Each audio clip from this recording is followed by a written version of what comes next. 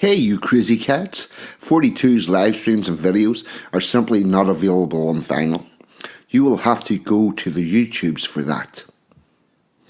So if you want content about British traditions and culture, cutting edge social commentary from an unapologetically patriotic perspective, along with a side order of madness you simply will not find anywhere else, then this is the place for you.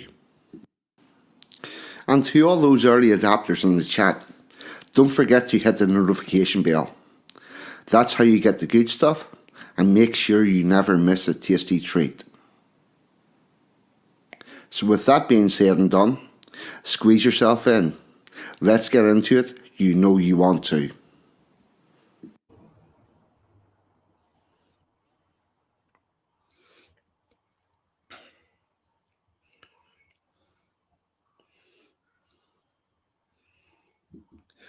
Good afternoon, good morning, good evening. Please delete as applicable because the internet is worldwide and time zones are indeed still a thing.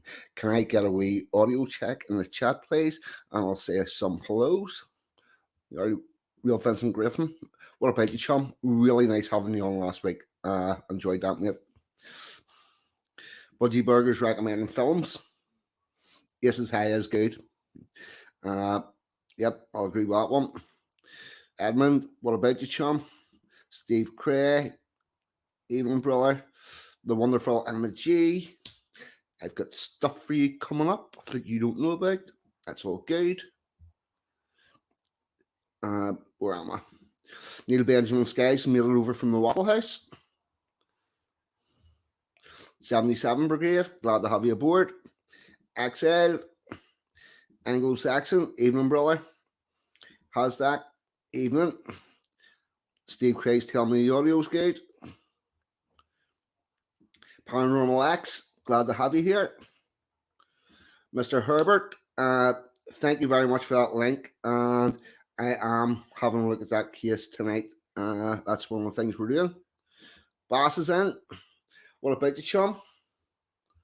And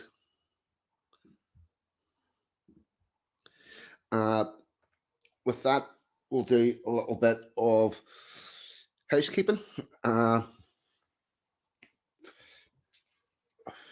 This is quite a strange time for me to be streaming, by the way. Yes, we're not going to let that go on recognized. Oh, Honey Monster, what about you, chum? Glad to have you. Thank you for dropping by. Yeah, so I got a message from Sanson. Oh, fuck, I'm missing all sorts of people. Paka, evening, sir.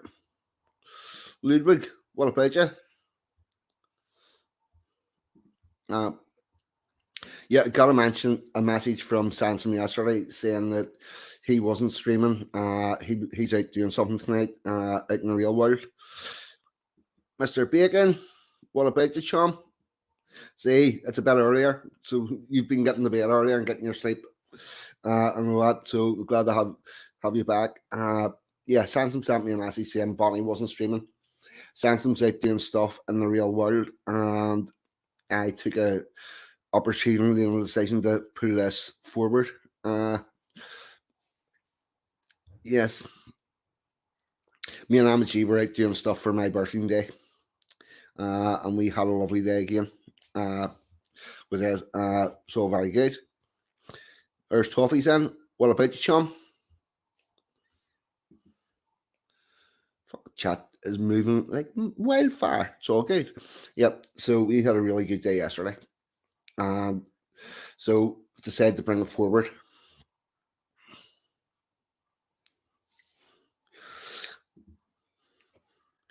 Slim, what about you, chum? And our guys today, another one over from the Waffle House.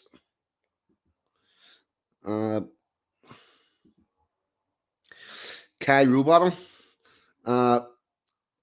Evening, chum. Glad to have you aboard. Don't recognize the name.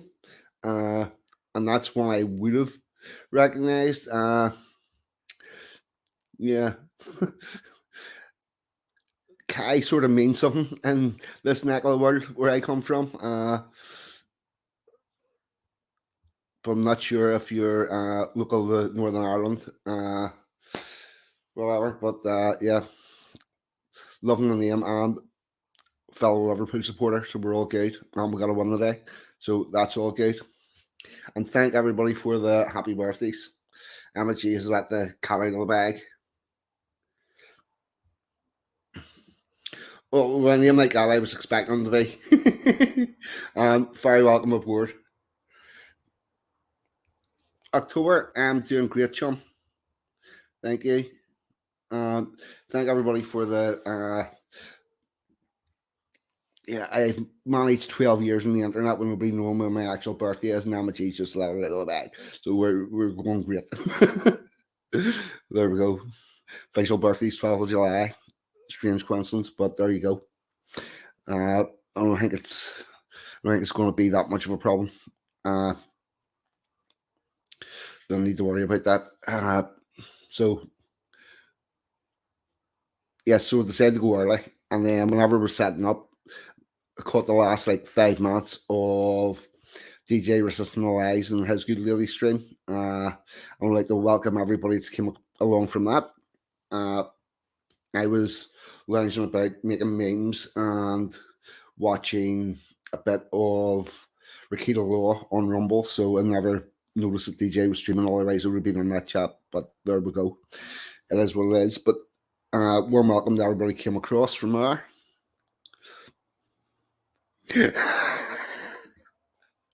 Don't worry, Emma. Don't worry, it's nothing to worry about. Uh, mm,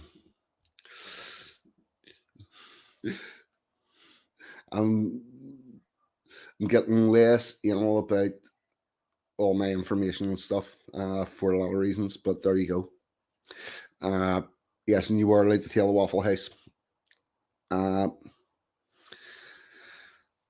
right, what am I doing? Yes, the housekeeping.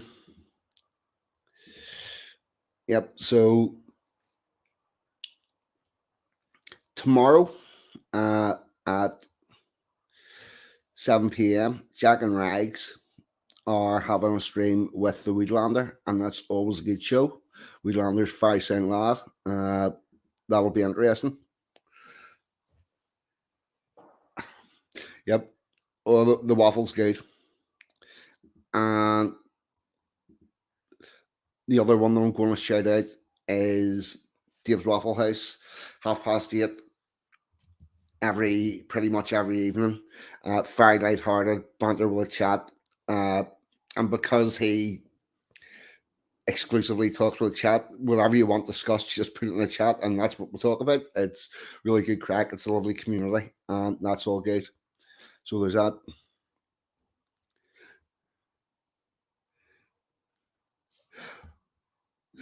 Emma, no, I was joking. I was joking. I'm sorry. Please do not quit because there's something for you that's about to come up. So please, please, please, please, please do not quit.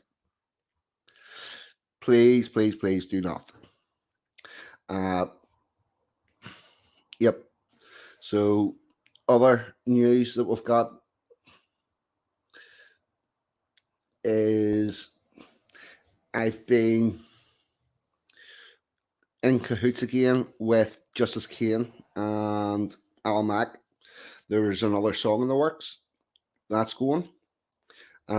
There's a new link in the description for my blog that was semi-abandoned, and Misty World, what about you? Glad to have you here.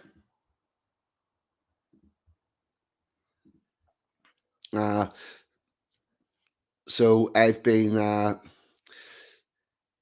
it's going to be a new schedule. There'll be some writing done every week about social commentary, basically. The link for that's in the waffle. This week's one is about the Northern Ireland Assembly and how it's a zombie assembly. So if you want to find that, that's in the link. That's written, scheduled, and everything's going on. It's going to go out at 9 o'clock tomorrow evening. And I've actually enjoyed sort of getting back to writing a bit.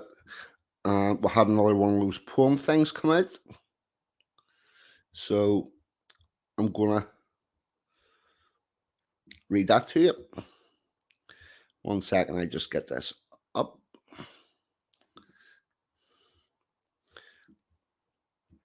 And you'll find this if you go to my poetry page, Raw Poetry. This is the latest one that is there. This is where you land on. Here we go. And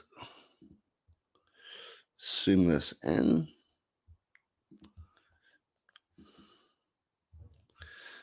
All right. This is called For Emma, and I really hope I haven't pissed her off and just buggered off because that would be bad. I would I would write this perfectly if I could. I hope that fact is understood. I've tried to write this many times, but I simply cannot find the lines, the words that would adequately express my inner feeling of success, the calm I feel when you are near, the love I have and hold so dear. And so these words were left unsaid, the discarded verses left unread. But since I met you, my life made sense. I have a strange feeling of happiness. The best years that I have lived coinc- the best years that I have lived coincide with those that you were by my side. This is not a coincidence. With you, I truly experience bliss. Why could I not write this perfectly? One day the reason dawned on me. My love outstripped my vocabulary. And once that fact was understood, I wrote down the words that I could. Understanding perfect is the enemy of good. So, as imperfect as this poem may be, I hope it expresses what you mean to me. There we go. This is what happens whenever you start writing. It all gets a bit, uh, yeah, once you start writing, it all starts going. You get to be able to write again. Does anyone here speak English?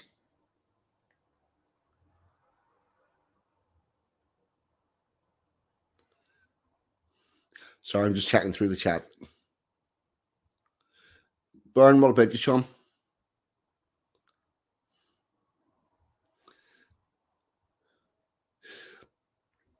Emma G, are you still here?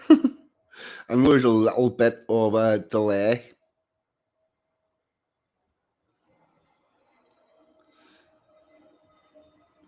but I'm hoping you did actually stay and see that.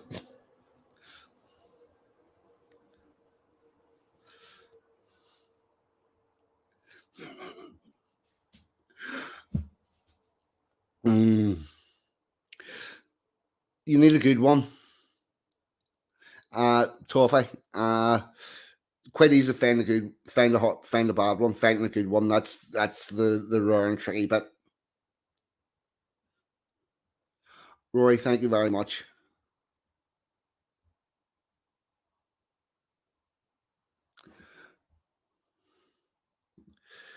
Why, thank you, Robert.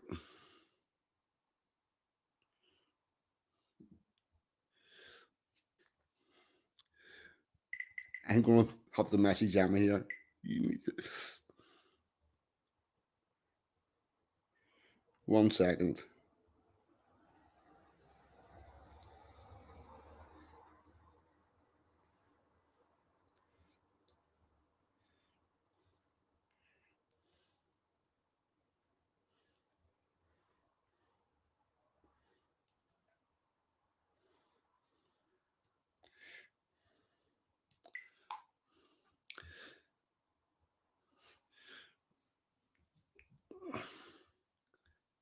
Right. Uh,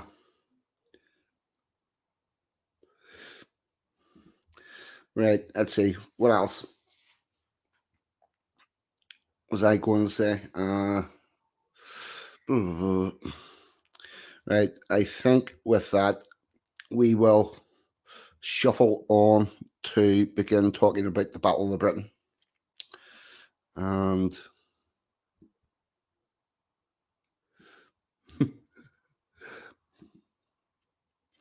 Steve's great.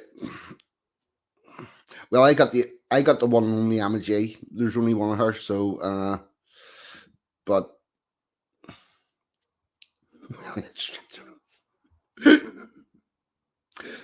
there is that too. There is that, right? Uh, Now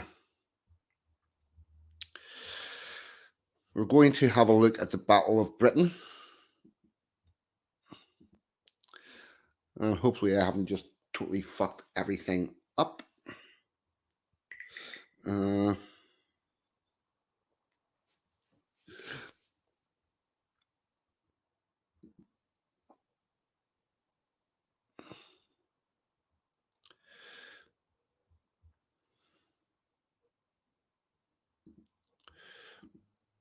the problem with streaming is sometimes you say things and they don't come out the way that you meant, and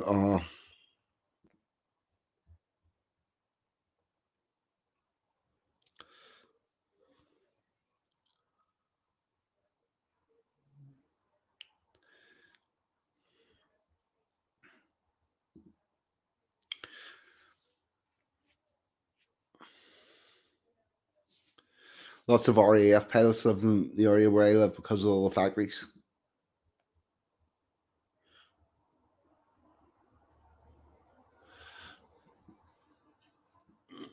I'm a G.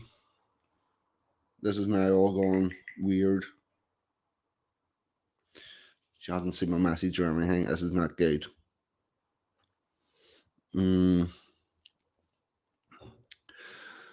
Right. Fuck.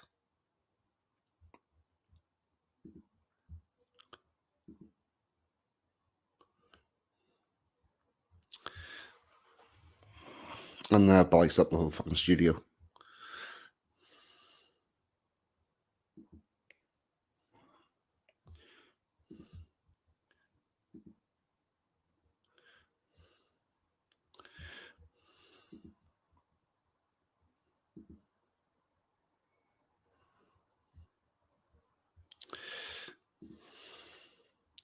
Right.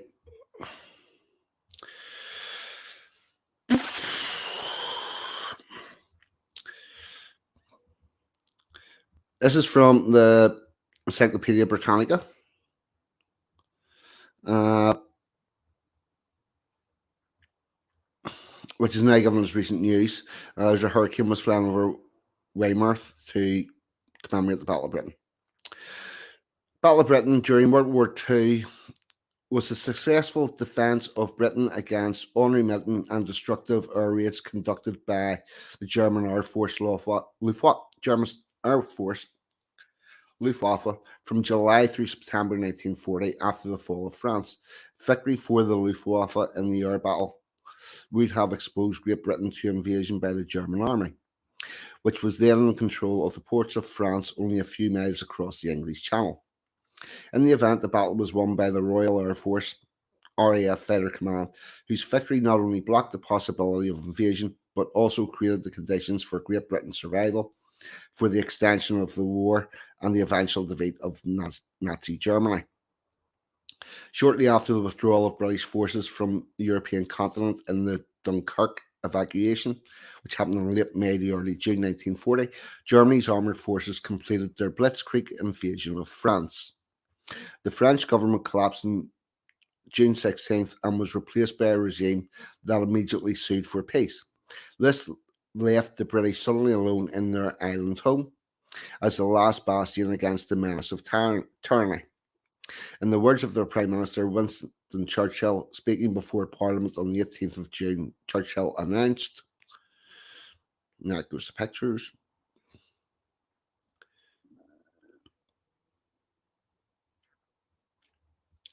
I can't see what he announced.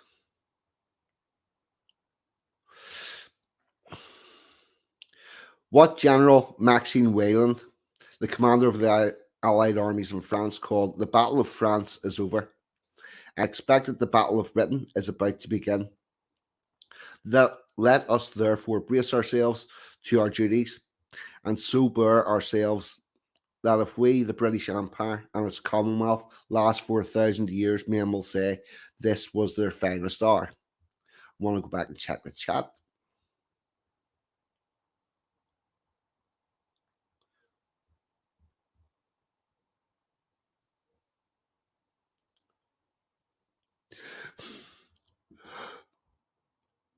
Not a chance of it. Not a chance of it, Toffee. I just hope I haven't fucked everything up. Right, just checking through this chat.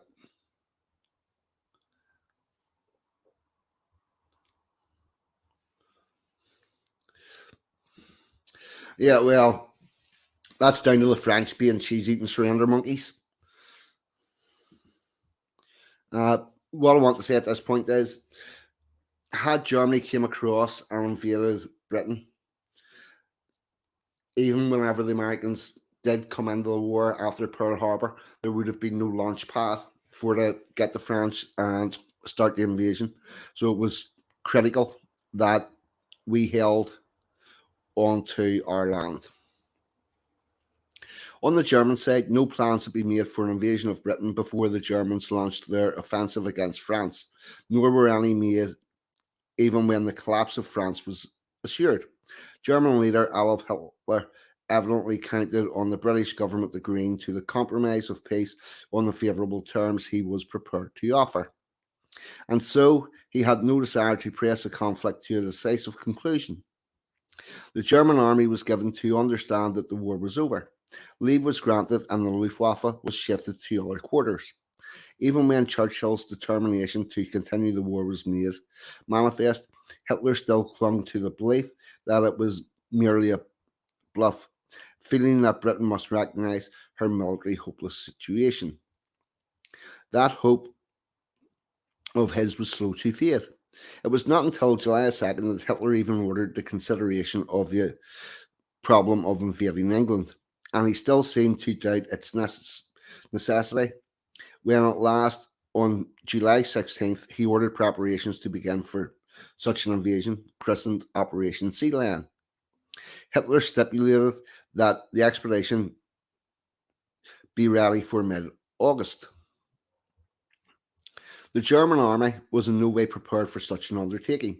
The staff had not contemplated it, the troops had been given no training for landing operations, and nothing had been done to build landing craft for the purpose.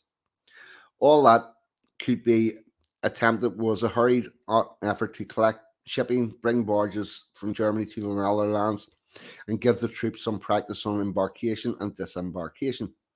Whenever we went off to invade France, we had like a couple of years of training just for that one operation, and it was massive. And the Germans were thinking they were going to be able to cobble together something in a couple of months. The German generals were very apprehensive of the risks that their forces would run in crossing the sea, and the German admirals were even more frightened about what would happen when the Royal Navy appeared on the scene. They had no confidence in their own power to stop the enemy, and they insisted that the responsibility for doing so be placed on the Luftwaffe. Air Marshal Hermann Goring expressed confidence that his planes could check the British naval interference and also drive the RAF out of the sky. So it was agreed that Goring would try his preliminary air offensive, which did not commit the other services to anything definite, while at the time for the invasion attempt would be postponed to mid-September. Beginning with the bomber attacks against shipping on July 10th and continuing into early August, a rising stream of air attacks was delivered against the British convoys and ports. Then, on August 13th, the main offensive, called Aldenhof, the Eagle attack by Hitler, was unleashed. Initially against air bases, but also against aircraft factories and against radar stations in southern England. Although targets and tactics were changed in different phases, the underlying object was always to wear down Britain's air defence. And indeed, the effort severely strained the limited resources of fighter command. Under Air Chief Marshal Sir Hugh Downing, the British disposed slightly more than 600 frontline fighters to defend the country. The Germans, meanwhile, made available about 1,300 bombers and dive bombers and about 900 single-engined and 300 twin-engine fighters. These were based in an arc around England from Norway to the Cherbourg Peninsula in northern coastal France. For the defence of Britain, fighter command was divided into 4 groups, of which the most hard-pressed during the Battle of Britain were Number 11 Group, defending south eastern England and London, and headquartered at Uxbridge, Middlesex, and Number 12 Group, defending the Midlands and Wales, and headquartered at Watnaw, Nottinghamshire. The other 2 groups were Number 10 defending southwestern England and Number 13 defending northern England and all of Scotland. Although having said that, Scotland was getting a bit out of their range. By the time they got up there, by the time they got close to Scotland, it was time for them to come back, or else I've run out of fuel. I'm going to check the chat.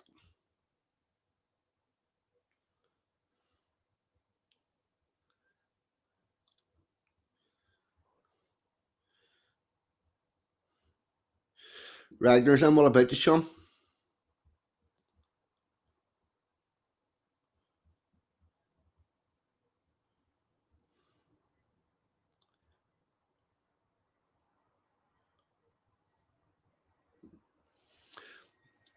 Rory saying, a leaf off a bomb exploded in my grandfather's garden in Sheffield. And I later turned the bomb crater into a duck pond.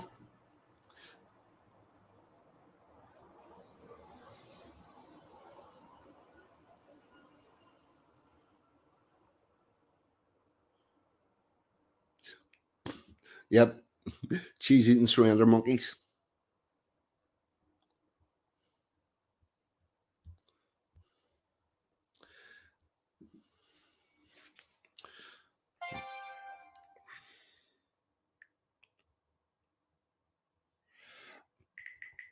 One second, I need to deal with something here.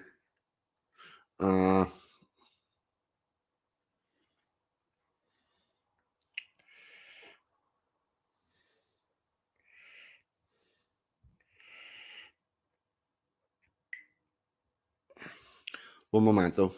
Right.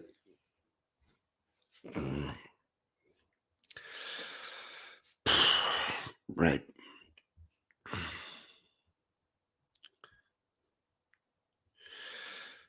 Where was I? Number 12 group defending Midland. Number 12 group defending Midlands and Wales were headquartered at Watnaw, North Hampshire, and the other 2 groups were Number 10. I've read all that.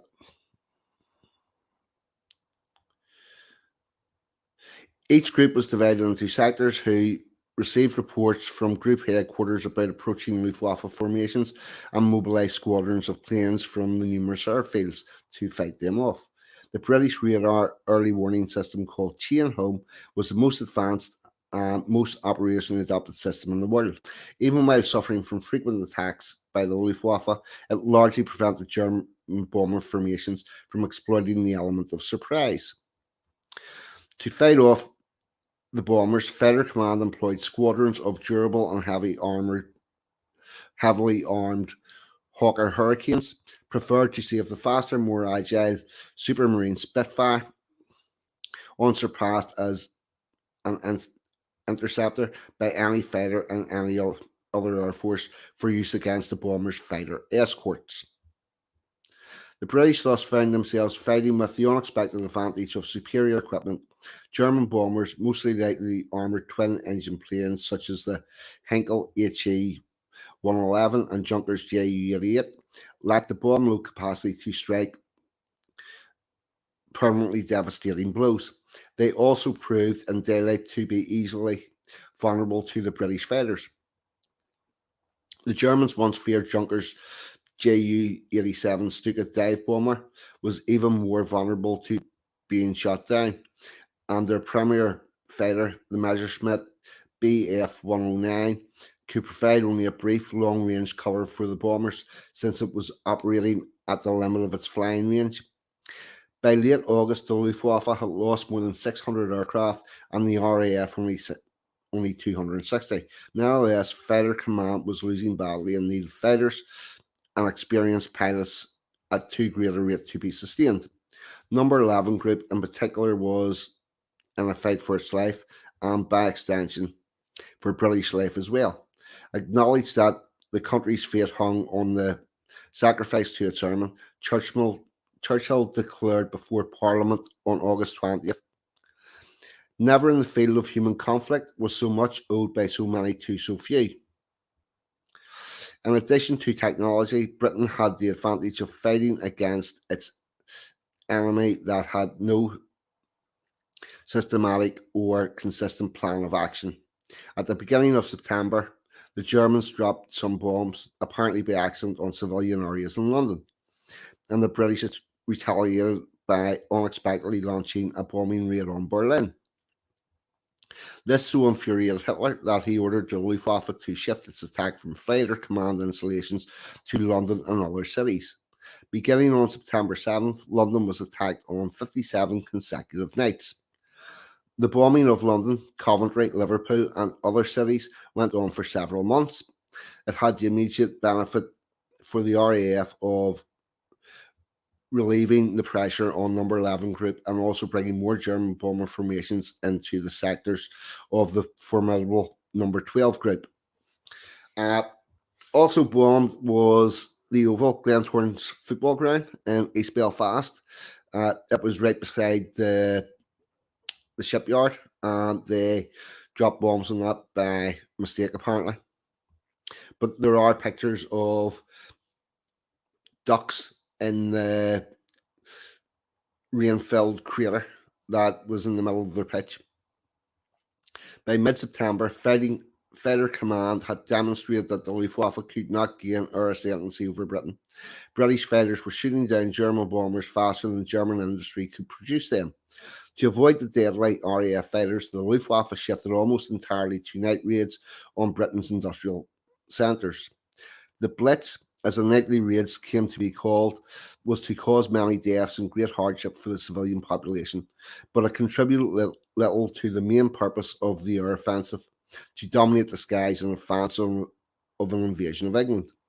On September the 3rd, the date of the invasion had been deferred to September 21st. And then on September 19th, Hitler ordered the shipping gathered for Operation Sealand to be dispersed. On October the 12th, he announced that the operation was off for the winter, and long before the arrival of spring, he decided to turn eastward against Russia. Plans for an invasion were definitively discarded, and the campaign against Britain henceforth became purely a blockade of its sea approaches, conducted mainly by the submarines and only supplemented by the Luftwaffe.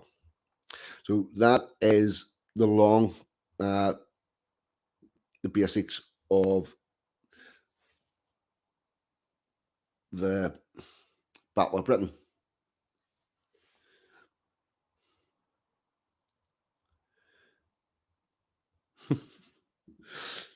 He was.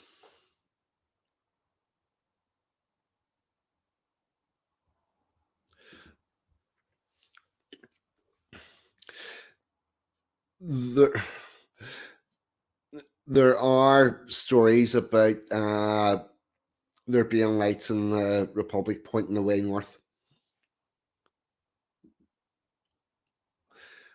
Toffee, that's just because Everton play it before before their home matches. Maybe.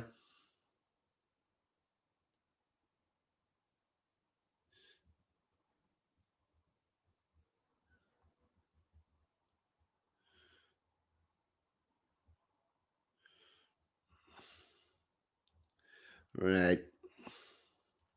Now, the other thing we're going to pull up is the timeline.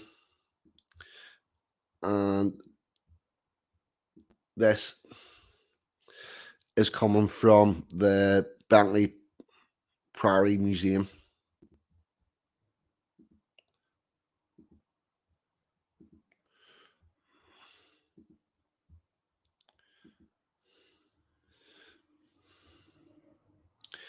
This is a Battle of Britain timeline from the 10th of July 1940 to the 31st of October 1940. On the 1st of September 1939, Nazi Germany invaded Poland. 2 days later, Britain and France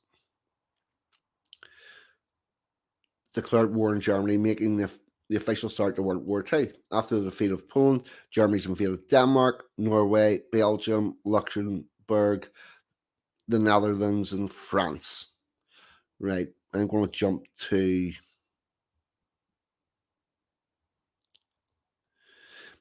Air Chief Marshal Hugh Downing argued that Federal Command's involvement in defending France against the Germans risked the future defence of Britain.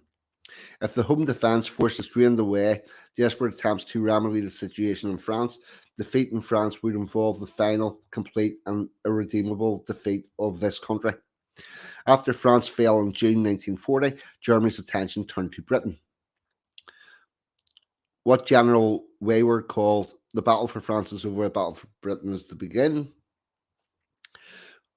On 30th of June 1940, Hermann Gorman, head of the German Luftwaffe, gave the order to draw the RAF into battle. So, Battle of Britain, 10th of July.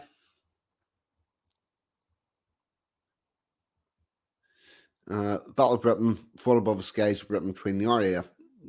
Right, okay. Phase 1. July 10th, 12th of August. The Luftwaffe attacked shipping convoys, British Channel ports, coastal radar stations on the south coast. There was widespread nighttime raids along the coast. On the 16th of August, Adolf Hitler issued Directive Number 16 calling for preparation to be made for Operation Sea Lion and the RAF to be eliminated. Phase 2, 13th to the 18th of August, the Luftwaffe planned to destroy the aircraft of Federal Command either on the ground, in the air. Airfields, radar stations became a focus of German bombing. The raids destroyed valuable aircraft and damaged airfields, making it difficult for the aircraft to operate. The airfields of Number 11 Group in the southeast England suffered the heaviest attacks. Small civilian airfields were used in emergency. 13th of August, Eagle Day. The Luftwaffe launched intense raids RAF airfields, focusing their attacks in the southeast England. 18th of August was the hardest day. Fierce air battles between the Luftwaffe and the RAF, with a severe loss of RAF aircraft on the ground. Phase 3, 19th of August, 6th of September. The Luftwaffe continued to bomb towns, cities, airfields across the southeast of England, the Midlands, and the northeast. 20th of August, British Prime Minister Winston Churchill acknowledged the enormous gratitude to British and Allied aircrew with the famous line, "Never before in the field of human conflict has so much been owed by so many to so few," which is where we get the few from as we talk about the RAF. August 24th, during night bombing raids to Britain, a lost German bomber formation dropped bombs on London by mistake. This was the first bombing of civilian areas, probably by mistake, but by God that we fucking jump on that. August 25th, in retaliation of the bombing of London, RAF launched their first bombing raid on Berlin. 31st of August, Federal Command suffered its heaviest losses to date. 303 Squadron, which is a Polish squadron based at RAF Norfolk, became operational. Phase 4, 7th of September 1940 to 31st of October 1940, mass bombing raids were launched against London and continued against other major British cities. So they had dropped a few bombs on London by mistake.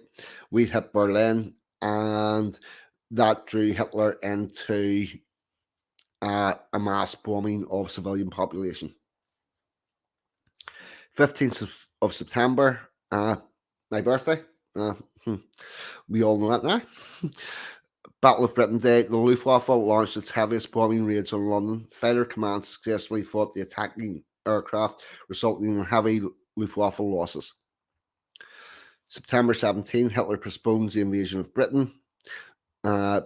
26th of September, the Spitfire factory at Southampton was attacked and destroyed.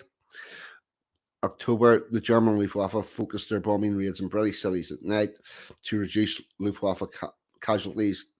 Coastal towns, airfields, and other military targets were attacked during the day. And 31st of October, which is basically the end of it, the German Luftwaffe were denied air superiority by the RAF. And if anybody wants to know about how important air support, put my teeth back in. Anybody wants to know how important air superiority is when attacking an enemy, ask any honest Ukrainian. They're finding it's not good.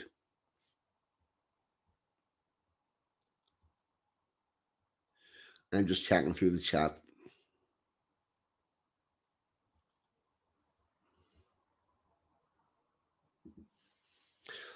This is true. So many of the finest lads were lost. Even in England for the English.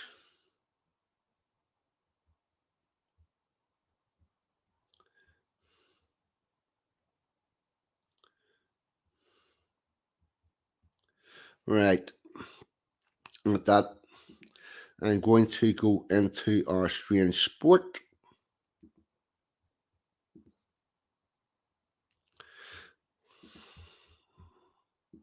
Sorry, I'm a little bit distracted this evening. Right.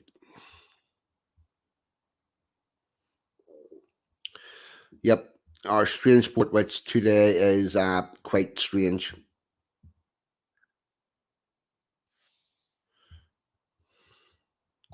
Get this back. One momento.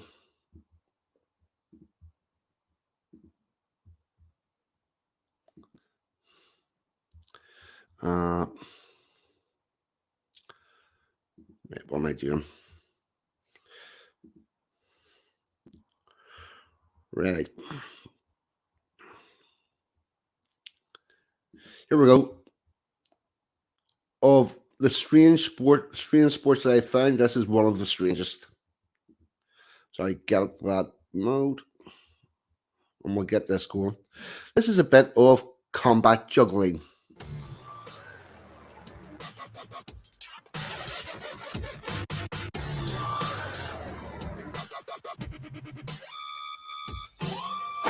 This is the sport of combat juggling, an aggressive form of object manipulation combined with debilitating attacks.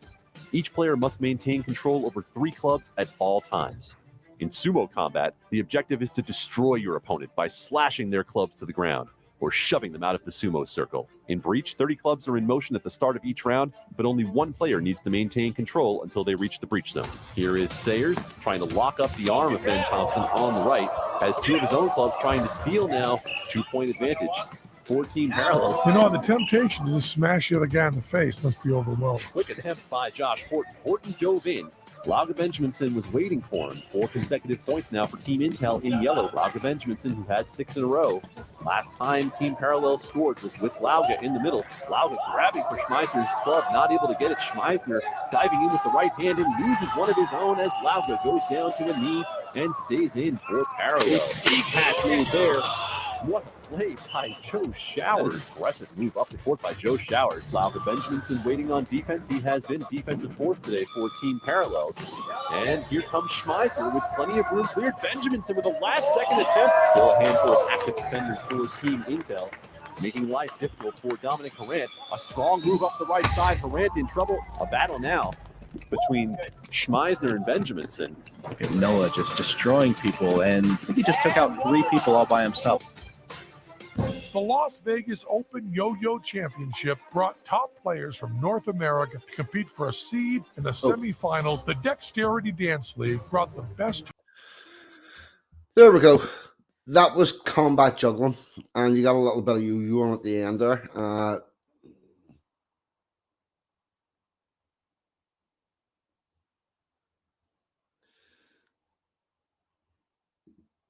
Yes. Well, I do need to do some kite fighting. That would be good. We'll see if we can get that on.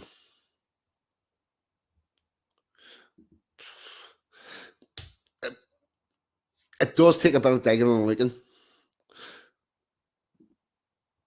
It's not just quite easy.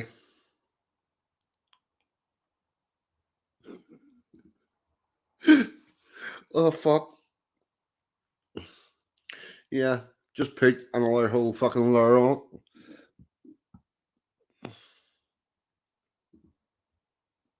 Right. Okay. Nah, we do have some serious matters to attend to here.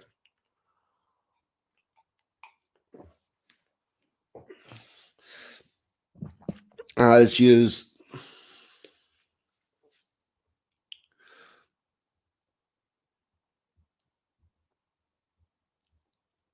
Sorry, just in a. Ha! You'll end up getting points for this. I'm the Sham. Welcome aboard, and I hope you enjoy.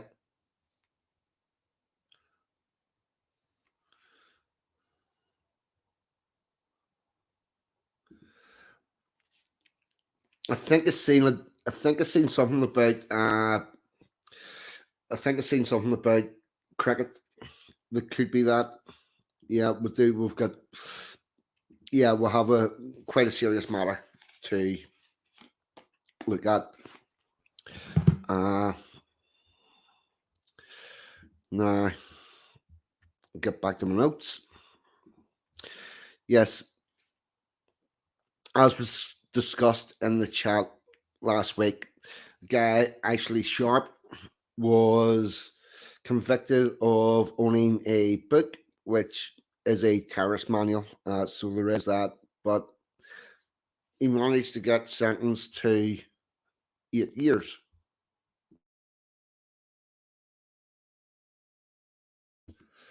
And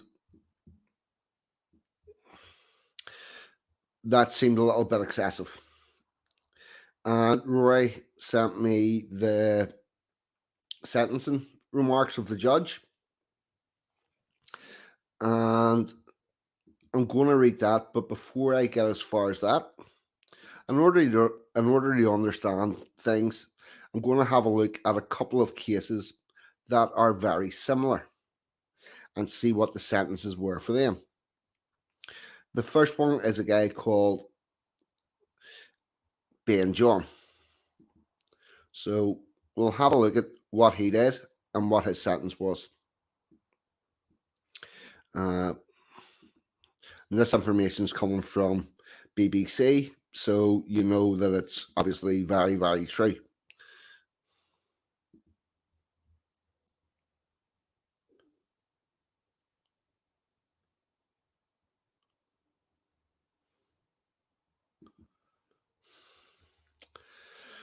Right.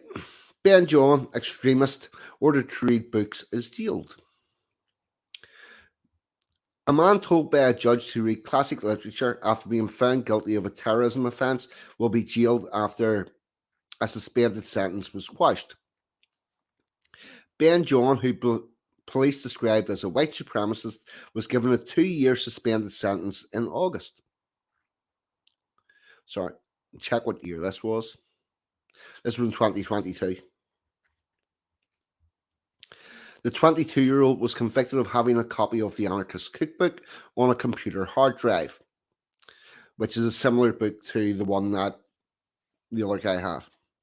The Court of Appeal ruled the original sentence was unlawful and ordered John to serve 2 years in prison. He will also spend the further year on extended license. So he's got 2 years in Nick and 1 year supervised. Lord Justice Horlight said, "We are satisfied that there must be a sentence of immediate imprisonment. John of Allison Drive, Lincoln, who attended the hearing via video link, must hand himself into police by 1600 GMT on Thursday." Last year, police said John had collected tens of thousands of documents and bulk downloads on hard drives, which contained a wealth of white supremacist and anti-Semitic material. The ex-student was charged under Section 58 of the Terrorism Act and found guilty by a jury of 1 count. So he was only 1 count. That's the only thing that he did have this book. Alongside the suspended sentence, he was handed a 5-year serious crime prevention order, with Judge Timothy Spencer QC ordering him to read famous works such as Shakespeare plays and Pride and Prejudice, because that'll fix it. At a review hearing earlier this month, the judge quizzed John about his literature reading, giving him having received a largely positive report about him. The defendant explained that he had enjoyed Shakespeare more than Jane Austen, and the judge concluded that he had been engaging in the process. The Attorney General's Office, AGO, referred his sentence to the Court of Appeal under the unduly lenient sentencing scheme. That's the thing whereby if you think a sentence is wrong, you can write to the Attorney General's Office and ask them to review it. We'll be coming on that as well later. It came after campaign group Hope Not Hate wrote an open letter calling for a review of the case. Solicitor General Alex Chaw QC, who presented the AGO's case to the Court of Appeal, said there were real concerns over John's online activity, with him liking far-right material on social media days after telling the judge he had abandoned such thoughts. Richard Wallman QC, representing John, said his client was a young child when he first came across the document, which is one of thousands among the electronic library that also included Marxist literature. Pointing to the effect being held in remand had on the defendant, he said the judge's decision to suspend the sentence was entirely sensible, carefully constructed and appropriate, with a robust rehabilitation program also in place. Lord Justice Holdright, sitting for Mr. Justice Lavender and Sir Nigel Davies, said certain offences required mandatory year on licence, but a suspended sentence and licence cannot last for longer than 2 years, making John's sentence unlawful. The judge had no power to impose a suspended sentence as he did. So he started off with a suspended sentence. Hope Not Hate got involved. He got 2 years custody. After the trial in August, the judge said he thought John wasn't a lost cause and believed he stood a greater chance of rehabilitation without being incarcerated. When the 22-year-old last appeared in court on 6th of January, he brought with him copies of The Twelfth Night and Pride and Prejudice. He was due to return to Leicester Crown Court in July to update the judge on his reading list. We may never know what he is going to tackle next, whether he will continue to plough through the classics in the prison library. In what was an extremely unusual case, a former student appeared today via video link, but had to leave for several hours to go to work in a butcher shop before returning to hear that he will, after all, be going to prison. Maybe not the best person to be working on a butcher's. We've got history with butchers. After the hearing, Mr. Chalk said he was pleased to see the judges find the original sentence unduly lenient. The government is committed to confronting terrorism in all its forms, including the extreme right wing, he said. We remain focused on disrupting the activities of the most dangerous extremists, supporting those who stand up to their hateful rhetoric, and protecting vulnerable people being drawn into terrorism. Nick Lowes from Hope Not Hate welcomed the new sentence, describing far-right extremism as the fastest growing threat of violence in Britain today. Which means that if you have 2 people like that last week and 4 people next week, it's grew by 100%. So we're maybe starting off from a very, very low threshold. The priority must be a focus of countering radicalisation, especially online, and making it hard for far-right activists to organise and recruit. He said, ultimately, the main deterrent to most offenders comes in the social cost associated with being caught and convicted. Right. So I'm going to go back and check the chat.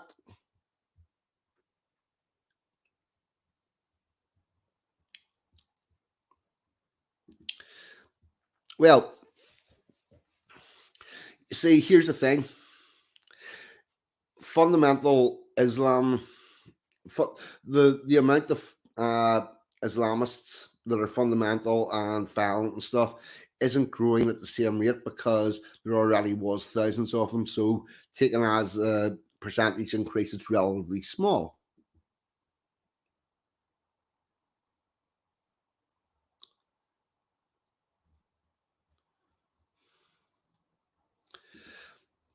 I believe it is still legal to have Mein Kampf.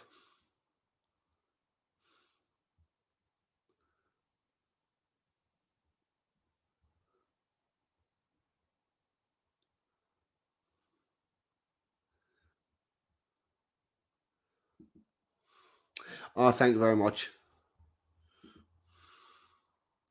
Right. So there's one case where he had the anarchist cookbook, started off with a suspended sentence, hope not he'd get involved, and they now they then give him a 2-year sentence. Now, the next case I'm going to look at is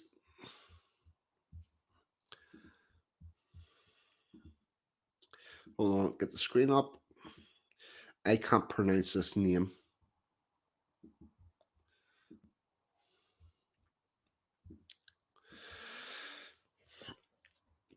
Right, this is coming from the Crown Prosecution Service.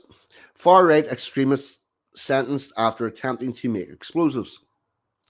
A far-right extremist who downloaded manuals on how to make guns and explosives has been sentenced after he was found guilty of terrorism offences. Vaughn Dolphin, 20, was sentenced to 8 years and 6 months imprisonment with an 18-month extended licence. These images are of the firearm that he had started to make before he was arrested. So he's not just owning the books, he's trying to make guns. He's trying to make weapons. On the 27th of June 2022, Dolphin was arrested by police officers at the counter-terrorism police. He said, "I'm not a terrorist, okay? I have an interest in chemicals and military memorabilia. That's all." Very interesting. After the CPS presented their case in court, it was clear to the jury that Dolphin had started to make firearms and was in possession of explosive substances. So he's got weapons and he's making bombs. Nick Price, head of CPS Special Criminal and Counter-Terrorism Division, said Vaughn Dolphin not only downloaded and collected documents useful to terrorists, but he went one step further and attempted to make firearms and gunpowder. This could have devastating consequences. The racist beliefs he holds are a threat to our society, and it is right that he be sentenced today for his crimes.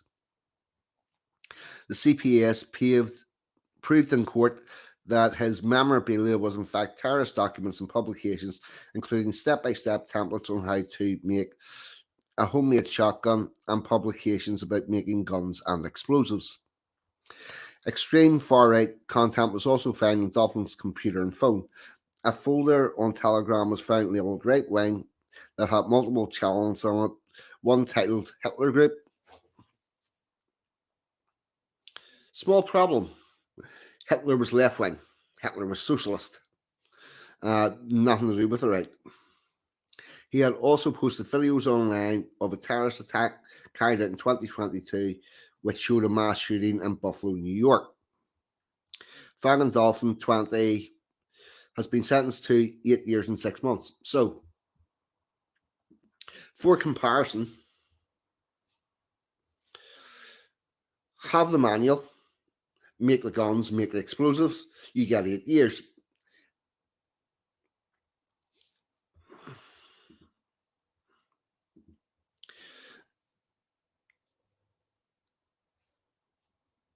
I think it's a little harsh, but I think it's in that ballpark. Also, generally speaking, whenever they get people with that amount of stuff, they've also got a lot of stuff that they can't prove either. And they tend to do go hard. But, right, but that's explosives, making a weapon.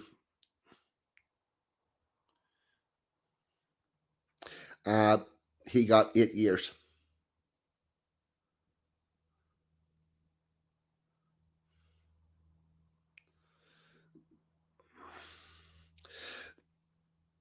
That's a really good question, Paranormal.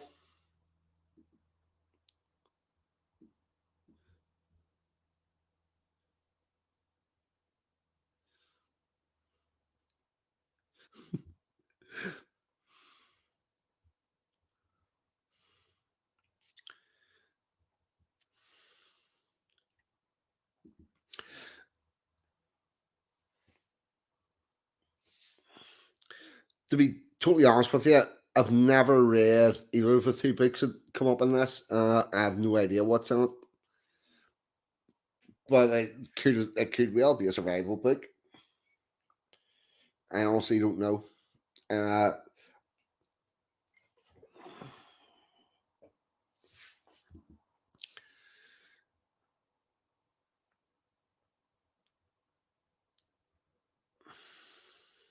no. So now what we're going to get into is the sentencing remarks for the guy that got us into all this thing.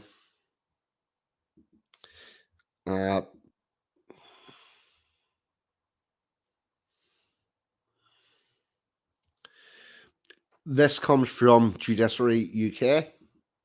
So we'll find the actual link of it.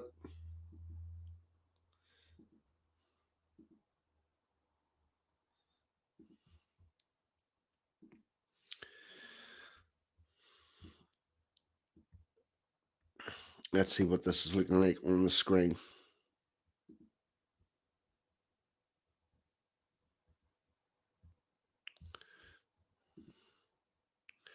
I think that's a little small. I'm going to make this larger.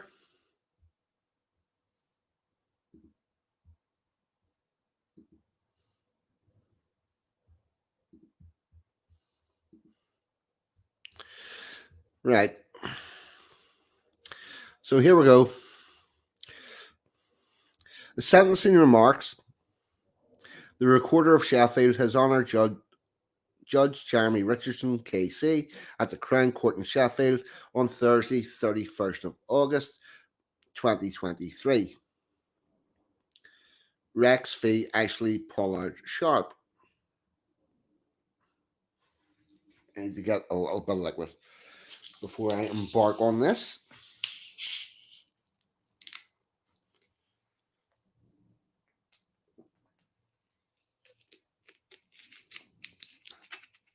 Right. Preamble. You may remain seated. You must listen with care to what I am about to say. You will stand when I come to pass sentence upon you. In the printed version of the sentencing remarks, there will be headings for ease of reference. These sentencing remarks will be made available to you, your lawyers, and the press and the public for a short while after the conclusion of this hearing. I also direct that the printed version of these remarks shall be placed within the relevant section of the digital case system. These sentencing remarks will also be made available to the Judicial Press Office. Right, so he's just saying that, right, where everybody's going to be allowed to see this. Interestingly, whenever I was looking into this, I was trying to find transcripts of the actual trial to hear what his defense was and what he said, because that would have been interesting, but I wasn't able to find that. Ashley Posted Sharp, your age 42 years. You fall for sentence following conviction by the jury to the crime of being in possession of material likely to be the use of terrorism, contrary to Section 58 of the Terrorism Act 2000. The maximum sentence for that crime is 15 years imprisonment. You have no previous convictions, and that is an important point of mitigation. You forced a trial. You have therefore forfeited what would have been an important aspect of mitigation. This is actually very important.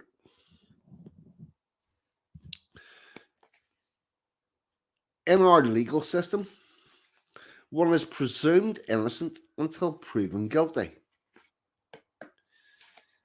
And the method of finding someone guilty is through a trial of the facts, where a judge and jury, legal defense, and legal prosecution sit together and figure out what's allowed to be put before the court, what's not allowed to be put before the court, and you have a fair trial, and a jury of your peers comes to a conclusion. Now, asking for that right should not affect your sentence if you are found guilty, because you're only asking for your right. This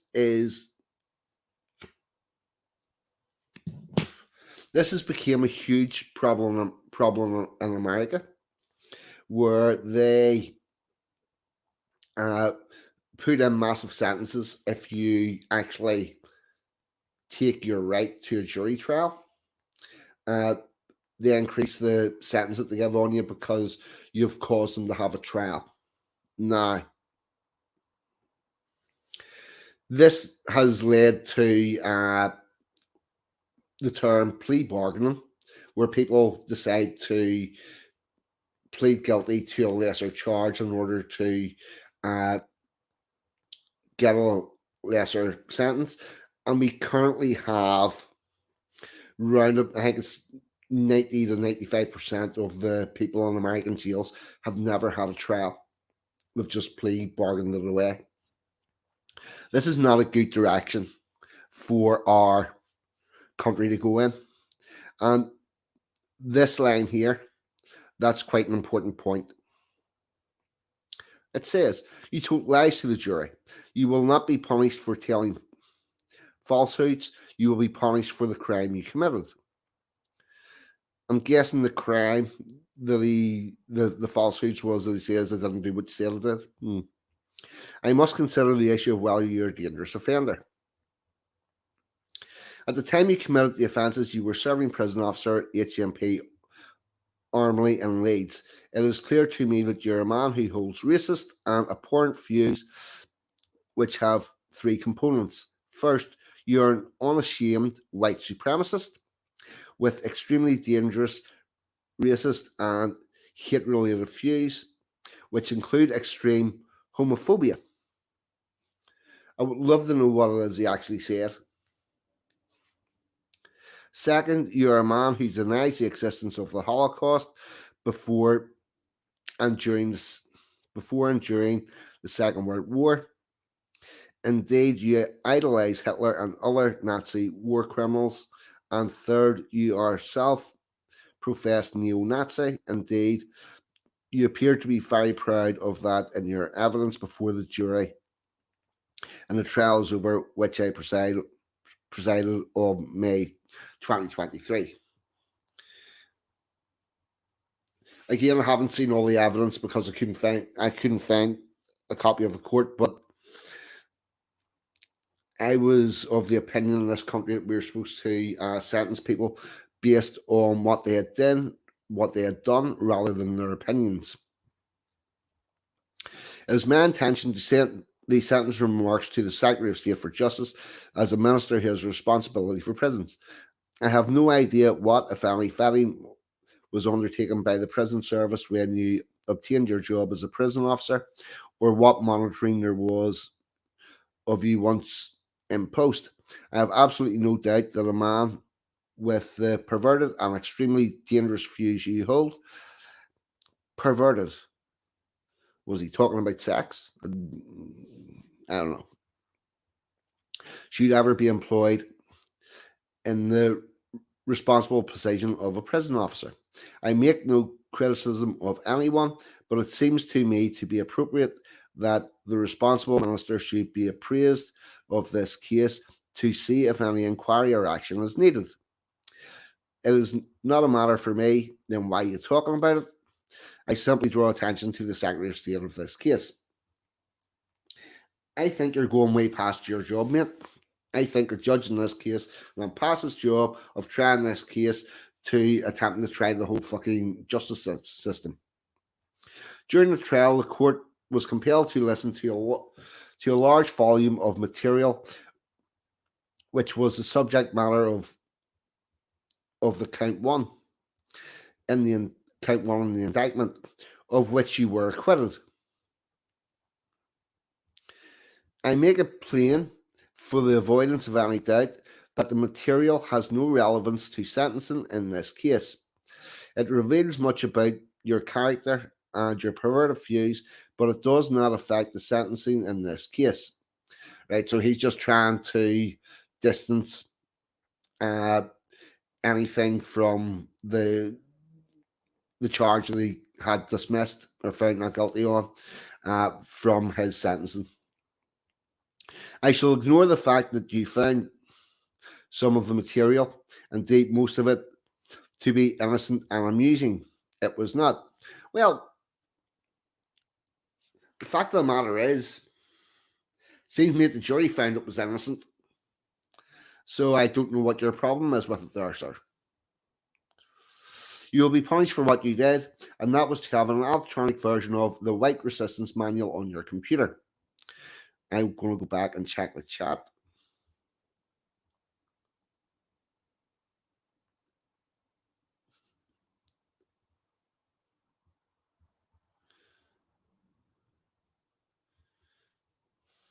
Sorry, I'm just checking the chat.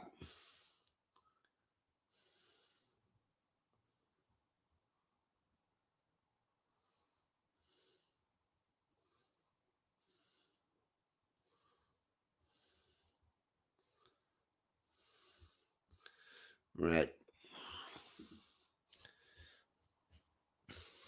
The full facts of this case are contained in a typed sentencing note prepared by the prosecution on 17th of July 2023. It is not my intention to set out the details of the contents of the manual. It is not in the public interest to do so. It is in the manual which contains sufficient information which would be of use to terrorists and others who have deranged and disordered minds or mindsets. It is an extremely dangerous publication. It is a manual for murder, terrorist acts, and how to evade capture.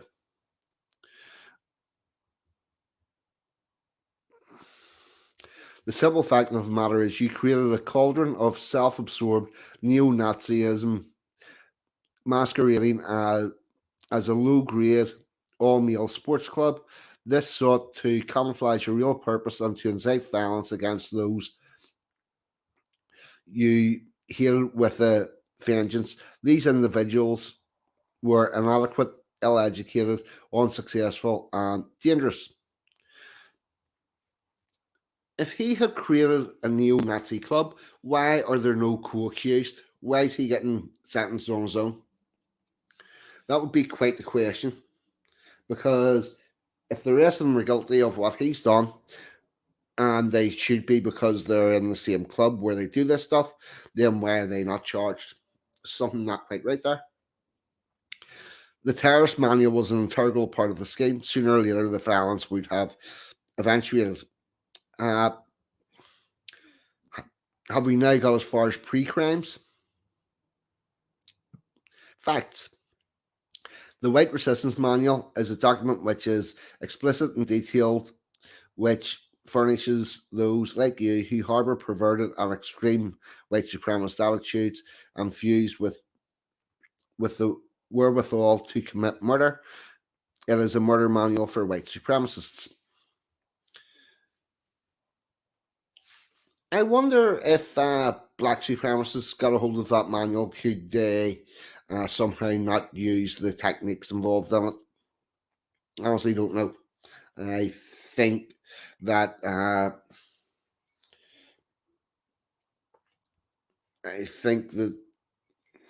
that is a possibility.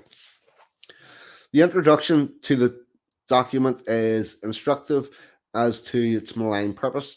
The author writes, "The struggle for white survival." It states that democracy will be cast aside, voices will be Votes will be cast with bullets and bombs.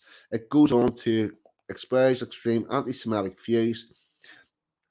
I will not sully these sentencing remarks by the quotations except this.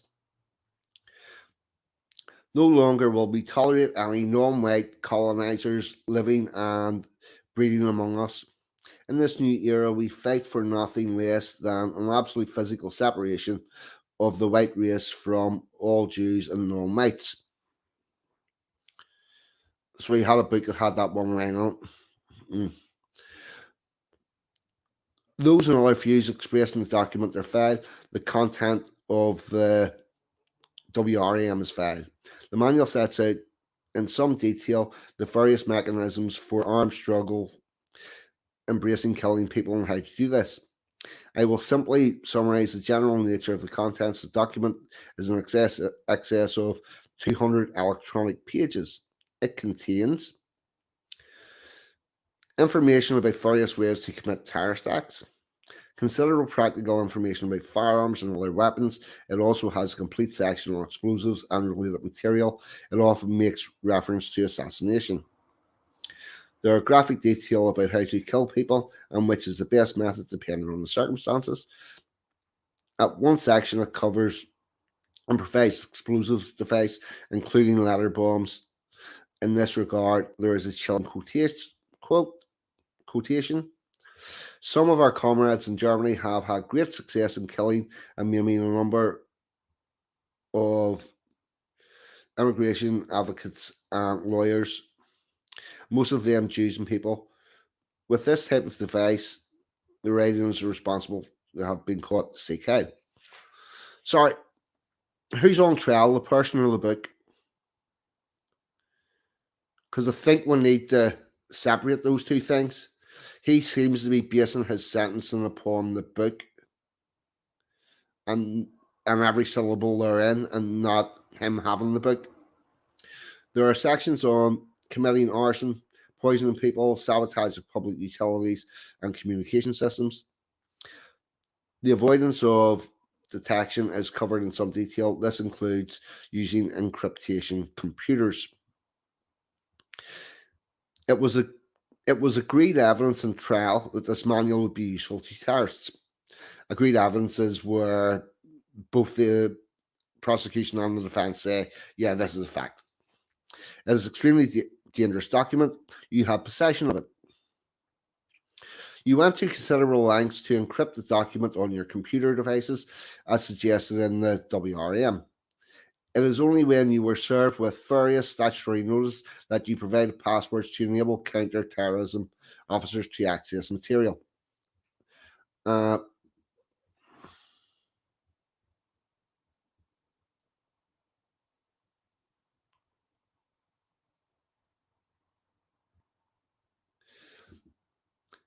Yeah, do not be downloading this shit. It looks like that. It looks like this is a PDF, and I think the encryption was having his computer or phone password protected. NHP UK press office. I caught some of your live stream today. It was very good. This is my point. If they go through, if they were to go through my history, I've got the Scum Manifesto on there because I read it out at Christmas last year, not because I agree with it, but because I disagree with it, and I was attempting to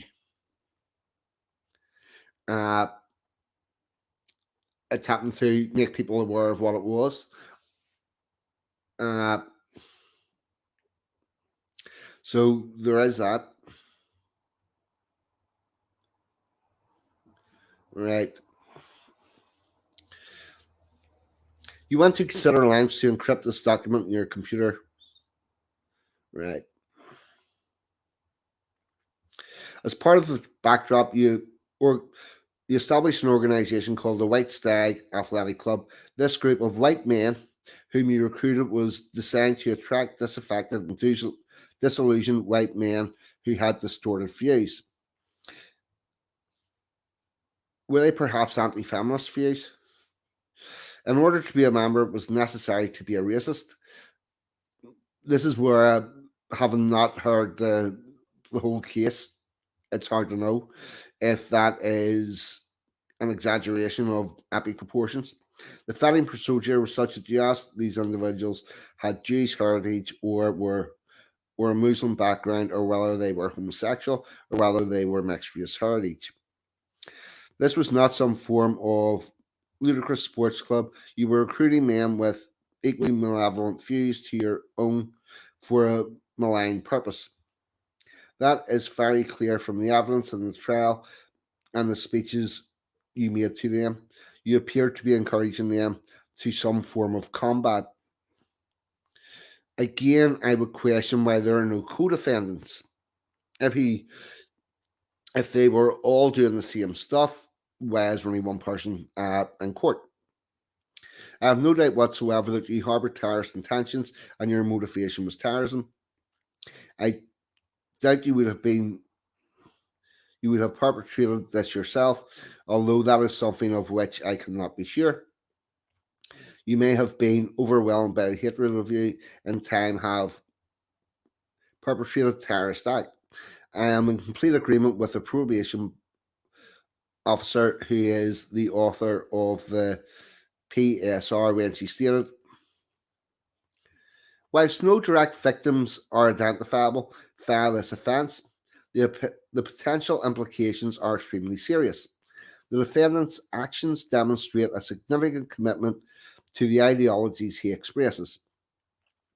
He has progressed from informal contact with like-minded men to the creation of what he describes as the Sports Club Project, with an aim of actively recruiting online. At some point in the future, it is entirely possible that he would have found it necessary to act upon the injustice and faults in society he perceives via terrorist acts. But he had not, like the previous case, began making weapons or explosives. Having encouraged these ignorant and disillusioned men, you had absolutely no means of controlling them or knowing how they would respond.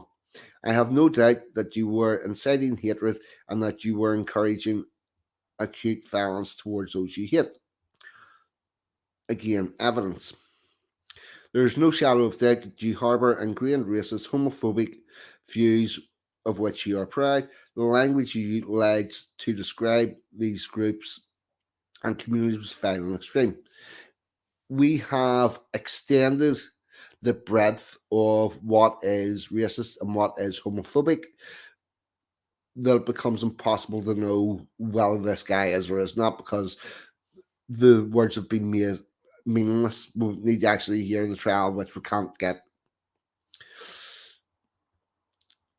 You place Hitler and his henchmen as idols in your life. You retain material about racist and terrorist attacks on your computer. This includes copies of live streams of racists and terrorist attacks.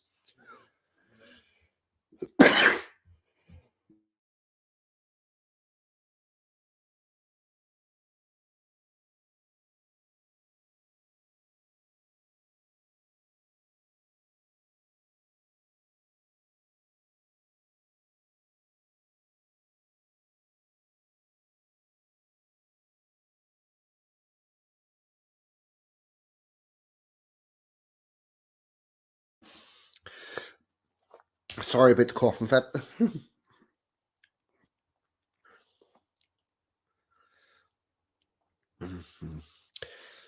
Right.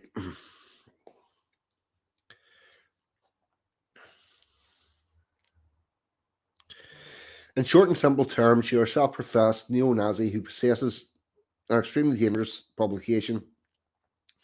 You recruited white men with identical views and sycophantic supplicants to an extremely dangerous and perverted case.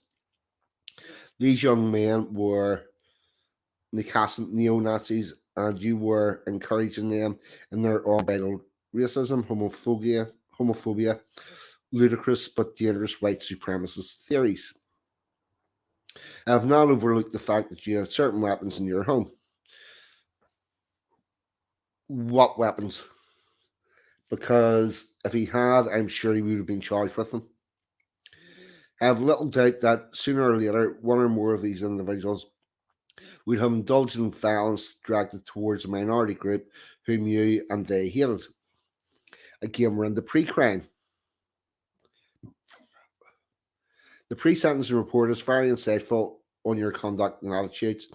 The conviction has not caused you to reflect or repent. Indeed, this may have caused you to have enhanced hostility towards society and the forces of law and order. I agree with the author of the report that your cognition is extremely distorted. This concludes that you demonstrate a significant capacity for serious harm. This is described as potentially immediate, and you are assessed as posing a high risk of causing serious harm. The report concludes that there are significant concerns for public safety. I regard the criticism of the report advanced by your counsel, Mr. Eugene, to be comprehensively misplaced. The idea that an experienced probation officer has been in some way swayed in her views because of you being an admitted Nazi was unfounded and unwarranted criticism.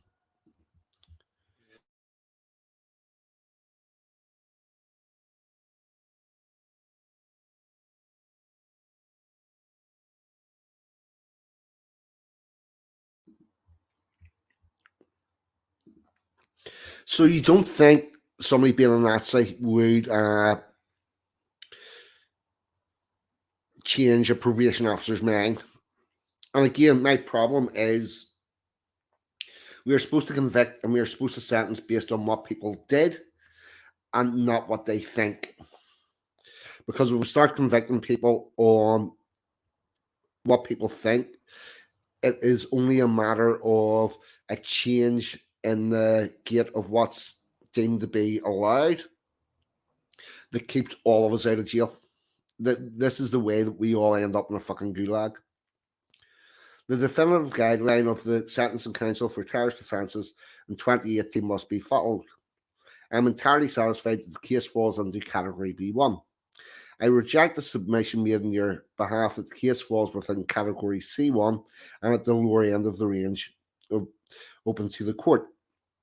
It is argued that you had no terrorist connections or motivations, whilst there is no evidence that you had connections with known terrorists, and there is no evidence that you harboured motivation for terrorism. It is accepted that the case falls within harm Category 1. See, I'm guessing C1 is where the guy that got 2 years was at. And I think he's at the same level as that case. I think he should have got that similar sentence, not the 8 years that he got. I reject the submission that you are regarding yourself first and foremost as a peace-loving Christian. You certainly said as much. I, however, do not believe you. The evidence points firmly in the other direction.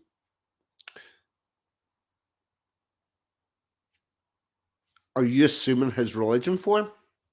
Because I'm pretty sure if he was telling you he was a woman, as opposed to being a man, or if he was a male identifying as a woman, you would be fully on board with that.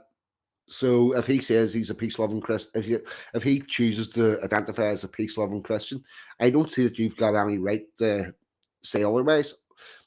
In the absence of violent acts, you've no violent act that evidences anything other, so you have to believe that. A variety of other submissions were advanced about the use of the document and the fact that you did not furnish the police with the password until compelled to do so, and how you have no interest in violence. Why would he give the password to the police without being compelled to do so? That's common sense. You don't just, if someone wants access to your device, you make them file whatever forms it is they need to file to get that. You don't just willy-nilly give people access to all your information. The submissions about these various aspects of the case are comprehensively misplaced. Mr. Uger asserted on your behalf that the White Stag Athletics Club was a self-improvement group which involved a group of white men coming together to overcome internal challenges in their life and make the lives of themselves and their families better. I reject this as arrant nonsense. But what if it was? What if it was? Because unless if it was not, then I think these men should be in court along with them. And they're not. I think you're in danger of criminalizing men working together. I accept the submission that must look at I accept the submission that I must look at all the circumstances of the case, and I have done. It is clear to me on the evidence of the case that in terms of your culpability, you were not in the two extremes postulated by categories A and C, and you had set up the White Stag Club for criminal or terrorist purpose. In my judgment, your motivation was undoubtedly terrorism. In terms of culpability, you fall within category C or category B. I have no doubt the WRM had material within it which had the potential to facilitate an offence endangering harm life. A lot of books have got information such like, in consequence, the starting point is 7 years of imprisonment and a range of 5 to 9.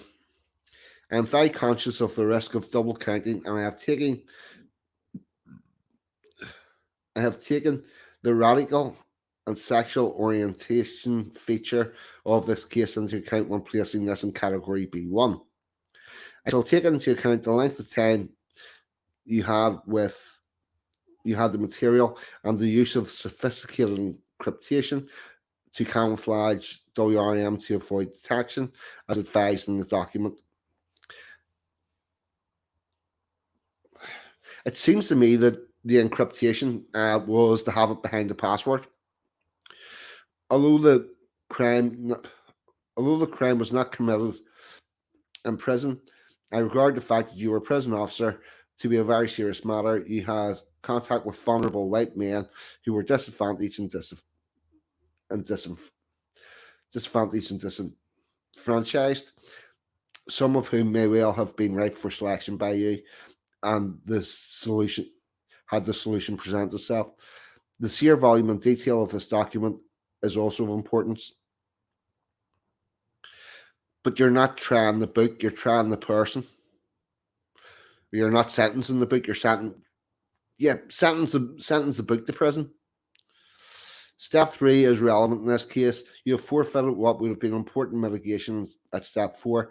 I shall consider the issues of dangerousness in one moment. Step 5. I have well in mind the other steps were relevant. It is at step 3 of the guidance I must consider mitigation. You have no previous convictions. That is of importance. I also note your family situation. Your children will undoubtedly suffer by it being known that their father is a man convicted of terrorist offence and is a neo-Nazi with shocking white supremacist views. I have read the various statements of those who refer to your character. These include neighbours. You camouflage your true feelings and views from these people. Except they speak well of you. I also have read the statement of a friend in Poland and from a minister of your Presbyterian Church in New York. It appears you also camouflaged your real views from him and the remainder of the congregation. So, has he got a split personality? Mr. Peter Eugene's principal line of argument related to the classification of the case by reference of the sentencing guidelines. I've already rejected that line of argument. Notwithstanding the absence of any further submissions, I have reminded myself of the necessity to keep the sense of proportion and perspective about the case. I make it plain that there are times when you're able to conduct yourself in a decent, law-abiding way with friends and family and neighbours. I do not address the issue of dangerousness lightly. It is argued on your behalf that I would not be justified in determining you to be a dangerous offender. I reject this submission. Have you got any crimes of violence against them? I have well in mind the statutory criteria within Section 308 of the Sentencing Act 2020. I must decide whether you pose a significant risk to members of the public or serious harm occasioned by you of further specified offences. That is to say, in the context of the case, serious crimes of violence. Has he done anything violent? Is he likely to repeat the violent act? The answer to that is no. In making my assessment, I have well in mind that the factors set out in Section 308, embracing the criminality, your pattern of behaviour, and all the information I have about you as an individual. There is no doubt you hold deeply ingrained racist and homophobic views which are unshakable. You are proud to be a neo-Nazi and white supremacist. You were in the process of recruiting white disaffected men to your white supremacist organisation and had the clear motivation for terrorism targeting those you hate. The pre-sentencing review makes it clear you pose significant dangers. I'm of view that you are unrepentant and have shown not the slightest remorse. I take the view you pose significant risks to society and public protection demands an enhanced level of protection. It is my view that unless you are monitored very closely, you will continue upon the course of racist and other hate-related violence amounting to terrorism to which the WRM was directed. You are plainly a very dangerous individual. What has he done that's damaged anybody? The test established by Section 308 is met. The public need to be protected from you for as long as possible. You are a dangerous offender, and as my view, an extended sentence is not only warranted but is essential in your case for the maximum period of time permitted by law. You're only after saying the maximum was 15 years. As a result, I have formed very straightforward conclusions, which can be simply stated by referencing the steps of the definitive guideline. First, I have no doubt that you are a dangerous offender and an extended sentence is determined in this case. The public need enhanced protection from you and your perverted views. Second, a prison sentence of some substance is murdered in this case. Third, for the reason I have given, this case falls in the category B1 of the terrorism guideline. Fourth, there is not an iota of remorse, indeed completely reversed. You revel in the swamp of malignant racist views, which leads you to harbour terrorist material. And one day, I have no doubt, one of your number would have indulged in terrorist act directed towards the people you hate. Pre-crime. Fifth, the only mitigation is the fact you have no previous convictions.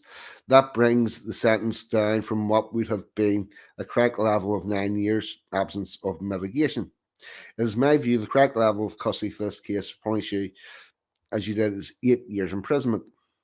That is a severe sentence and is intended to be severe. Anyone who did as you did deserves a sentence of this severity. I am satisfied there is a real and pressing need for the public to have enhanced protection from you. An extended sentence is needed beyond doubt in this case. I shall impose a maximum level of extension, namely 5 years. I am also satisfied the criteria of making a serious crime prevention order are met. The order is designed to control your use of the internet and manage your use of electronic equipment. The order is necessary and proportionate. You are unrepentant, and the counter-terrorism authorities need to monitor you with great care. This will greatly assist in that regard.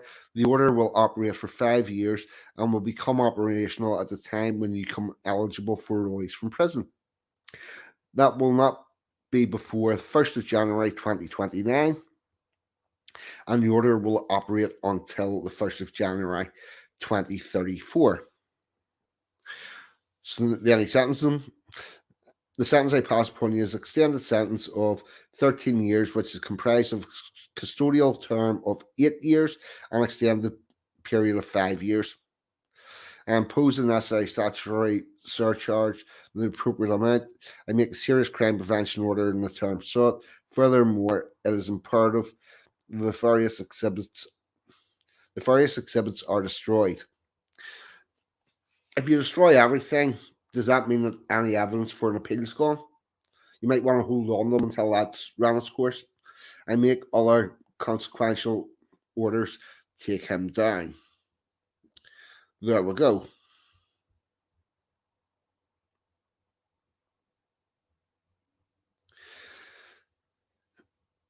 There you go. That's the same type of sentence as the guy that also had the explosives got. There's something not quite right there.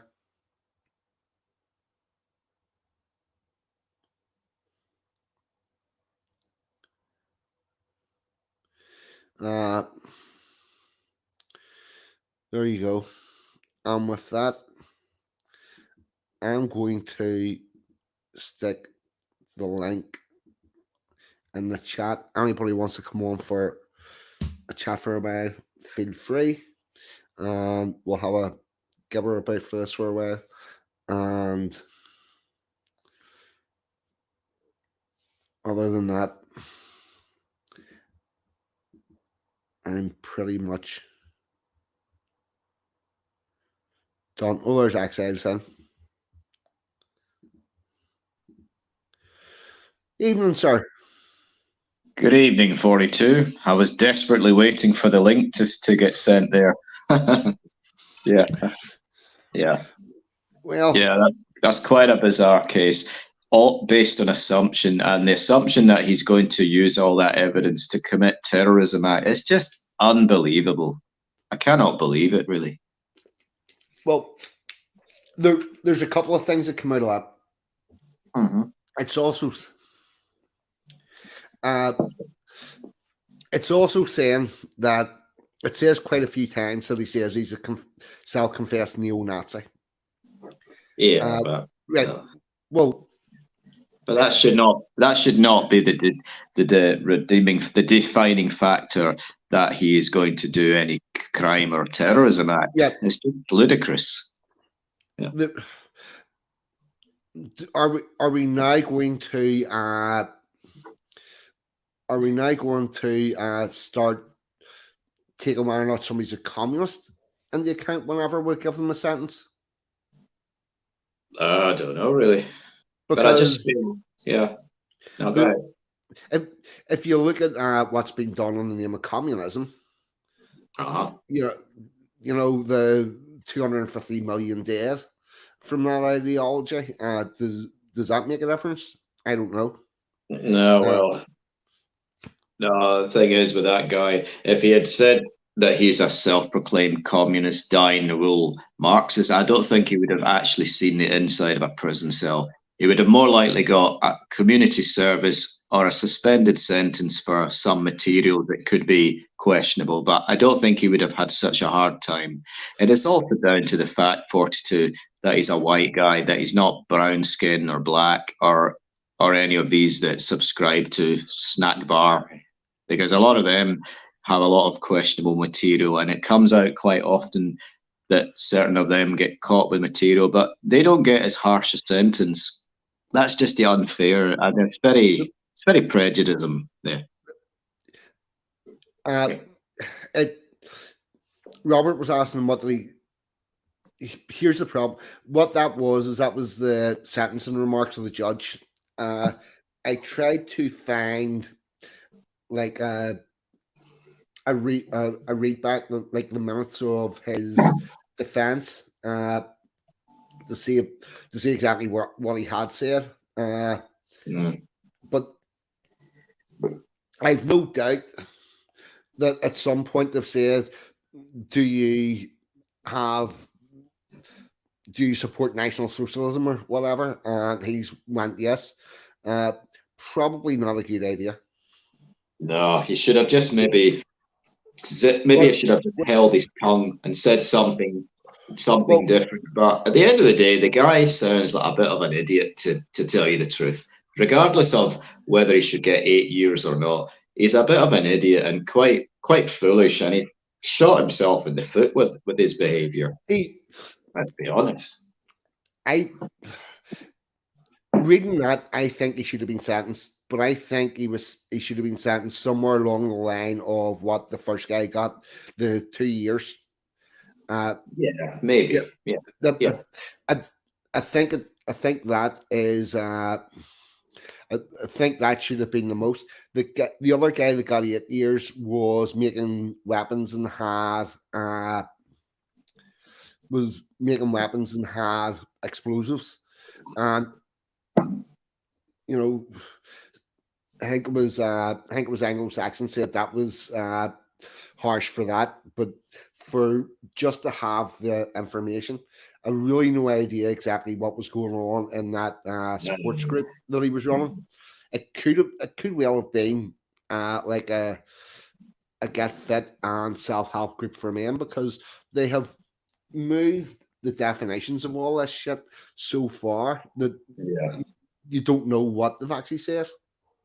The thing I think probably some of the members have been saying spicy things, and there are people in there, basically feds, and they've reported all this. And of course, the security services get concerned and they start monitoring the thing. And then if they put the assumption, oh, we need to break this terrorist cell up before they go live, essentially. That's how a lot of these groups of guys get caught, because they say things online thinking nobody will find out and no one will manage to infiltrate. It's just one way they do it. Yeah. It's why I'm very careful when I'm talking in any groups. I don't say things that could incriminate myself or others. I just act the neutral. That's why I prefer IRL with people I know. I rarely talk online about certain subjects with people who I've never met in my life. Yeah. There's a real Vincent Griffin then. What about you, sir? Hello. I've just got I've got some new earphones, and I've got a magical avatar. So I still haven't got a StreamYard account, but it's working better this week. Yes, it is. So it's a bit echoey though. I hear you a bit echoey. Right. I hear you fine, real Vincent Griffin. Have you? Yeah, it's clear. It just sounds like we're in the toilet talking to each other in some dingy club. Some of us might be in the toilet. I was in the bathroom earlier taking my contacts out, but I wasn't in the chat. I thought you said you were going to say he was taking a dump. Maybe. That's not so. Let's get away from the toilet talk. Yeah. Yes. Toilet talk. Toilet humor. Yeah, there shall be no shit talk this evening. No. 42. Before we move on, I think you're obviously already aware of John Davidson's condition right now. Yeah, I got the news just 3 days ago. Axel, I don't know what's public and what's not.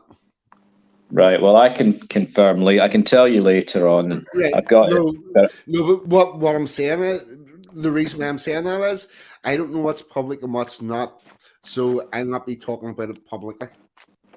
Okay then. Right. That's where the issue is. The only thing I will say about John is I wish him and his family all the best. I hope that whatever it is up with him. He recovers. I wish that the medical staff who are dealing with him have the most care and expertise that they possibly could have. And yeah. Well, I have John in my thoughts as well. I mean, that's it. But I'll email him in maybe a month or so. Just give him resting time because I Okay. just got the impression that he doesn't want people to write to him just now. Yeah. October, the truth of the matter is I don't know. I don't know anything for a fact. All I'm saying is that I'm thinking of him and his family, and I hope that he recovers. I know that he has been ill. I don't know if he's got worse, he's the same, or whatever. I know that he is taking a break from streaming, but that's all I know. I honestly don't know yet. And I really don't like speculating. All right. No, I get that part too. No, until he comes public with it, I'll just keep it to myself. Like, Yes, that's exactly what to do. See whenever John has something for everybody to know, everybody will know. yeah.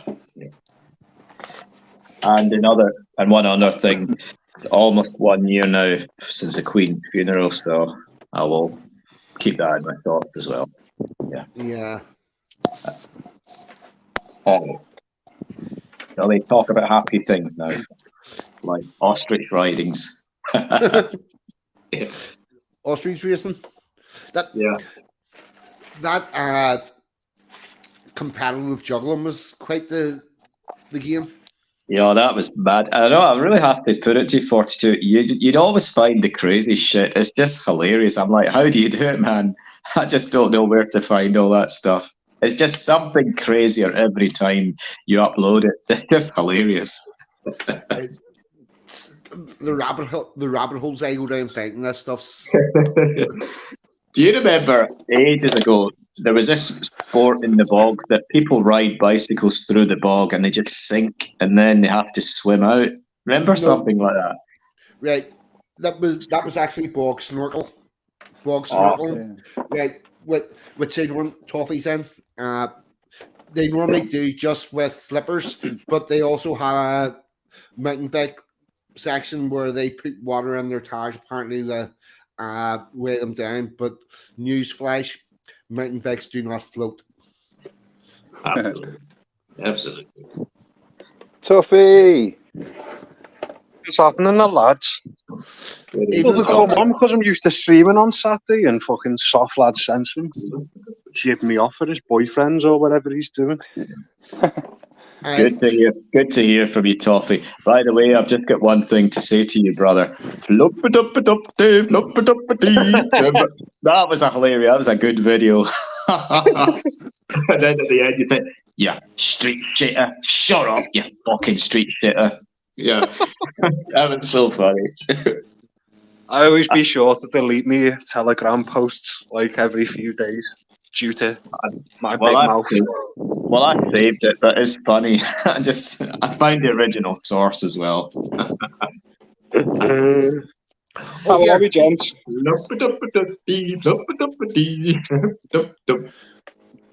Hey, 42. Tell that story, that little funny misunderstanding we had. Not we had, that other people had. Yes. I was going to mention that at the start of streaming, and then I bollocked everything up with Emma because. Oh no, she'll be all right. I don't think she was really in a mood of you. Fuck, you know, she's buggered off. You know what they're like. Yeah. Hopefully hopefully by now she's read the poem that I read out and things have calmed down. But yes, what happened was Emma was on last week. It was a really good stream. She read out a poem, and at the end of the poem, I started to talk about it, and I went into my thing because I used to. There was a time whenever I used to get people asking me to talk about their poems and, you know, would you read this for us and let me know what you think? And I got to the stage where if I didn't think it was good, I wouldn't say anything at all. I would just ignore the whole fucking thing because I don't like telling people their poem's crap. So I came to the end of it, and I started talking about it. Says, look, I wouldn't be talking about this if I didn't genuinely think it was a good poem and it carried the message and all. And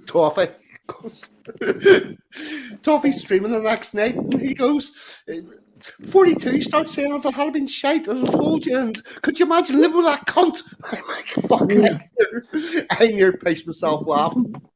And I think everybody else was sort of, some people were starting to think he's picking on them or they'd be offended or some bullshit like that. But no, it was funny. A few people thought, I said, imagine living with that. Imagine having to live with that miserable cunt talking about you.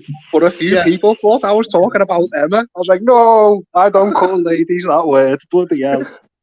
Yeah, no, and mate, I thought it was funny as fuck, and there fell off at seat. I swear to God. I was very lucky because I had just finished swallowing a fucking mouthful of coffee. That would have been all over the computer. Yeah. Every time I hear the word cunt, I somehow strangely think of Toffee's accent. I cannot unhear it now. Like, you fucking cunt. I just can't get it out of my head, Toffee. It's a tradition now, isn't it? Just calling me a cunt in the chat. Yeah.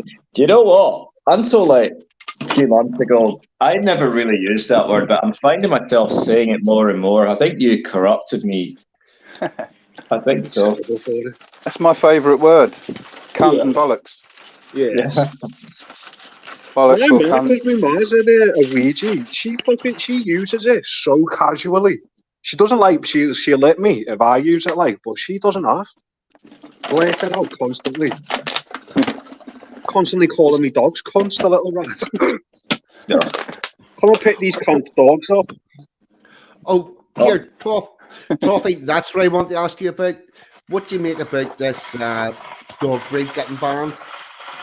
Oh, it's a very interesting one. Loads of people have been asking my opinion on this. Like, this might shock you, you know. I reckon most people might be surprised at my opinion about this. These XL bullies, they're very popular in Liverpool. Very popular. And there's been 4 attacks within a week.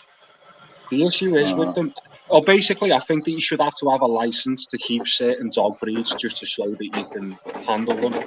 I would accept people having to have a license to have staffies, because a staffy in the wrong hands, if you don't bring it up properly, you basically got a weapon on a lead. You can do damage. These XL bullies, they came about in the 1980s. They're literally a Frankenstein dog. To create the mixed bull breeds with mastiffs, just to create the most intimidating looking dog they can. That's all they are. So they've been registered by the UK and US kennel clubs in like 2013 and 12, I think. So the banning, I don't agree with that. But I do think you should have to have a license to have certain dogs. I'm of that mindset as that Toffee. I don't think any dog should be banned. I just think people should be vetted and they should give some kind of license to own certain dogs. And maybe just put a muzzle on it if you think it's got a biting tendency. Do you think that Go on, sorry, mate. Do you think the problem's at the other end of the lead? Yeah, it is. It's always the other end of the lead. And I'm sorry to say it. I'm not sorry. There's a pattern here, particularly in America, in the States. The American Pit Bull Terrier, which is another banned breed here. There's now 6 banned dog breeds in the UK. It's just a fact. A lot of black people own American Pit Bull Terriers. And if you just go on YouTube and look dog attacks, there's thousands of them. And there's a common denominator that they tend to be the owners. I'm sorry to say, but it's just a fact.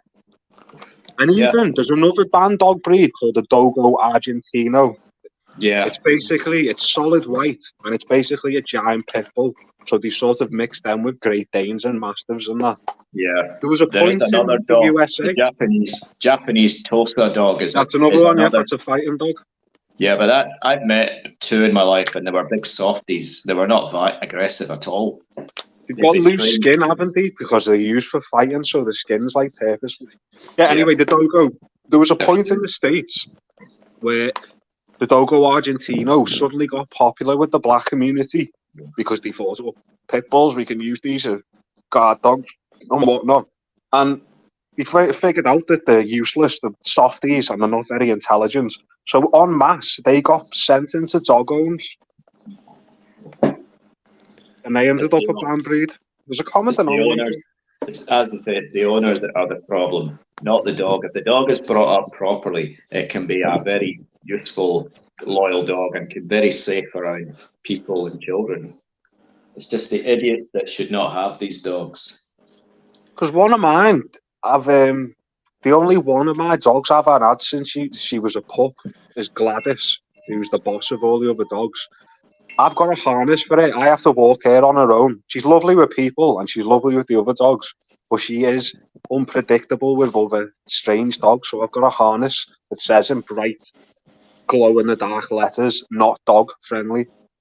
And I can't train it out of her, and it's just one of them things. So I just have to be a responsible owner with it. Do you own a muzzle for any of these dogs, Toffee? Yeah, I've got a muzzle just for training. Right. So it's handy as a sort of punishment. You know, like if they're, It makes their nose itchy, doesn't it? They can't scratch their nose trying to get it off. It's quite funny, really. It resets their brain waves, so they're not. It destroys the violence in their mind, I suppose, because they can't bite. That's what a muzzle's for, isn't it? Exactly. Now What's happening as well? The dogs need to stay with their mother for a certain amount of time because they need to learn bite inhibition.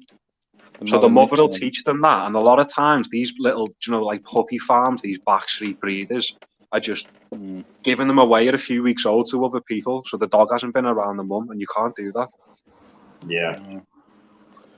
It's like, I know, for instance, dogs open their eyes after 2 weeks, and obviously even 2 weeks is just soon to give it away. 9 weeks. You're not supposed to take them before when they've had their first injection. 9 or 10 weeks. Isn't it? Yeah. Do you know the only dog that took a bite at me, surprisingly, ironically, was neither a Rottweiler, a Doberman, or any pit bull or anything. It was a Labrador, a bad-tempered golden Labrador. Yeah. Surprisingly, Labradors have jealous tendencies. They're not very good with. If you own a Labrador and you have a baby after you've already had the Labrador, they can get a bit jealous and funny. Yeah. They tend to get fat. They're overweight dogs unless you exercise them regularly, but they're just big, lazy buggers.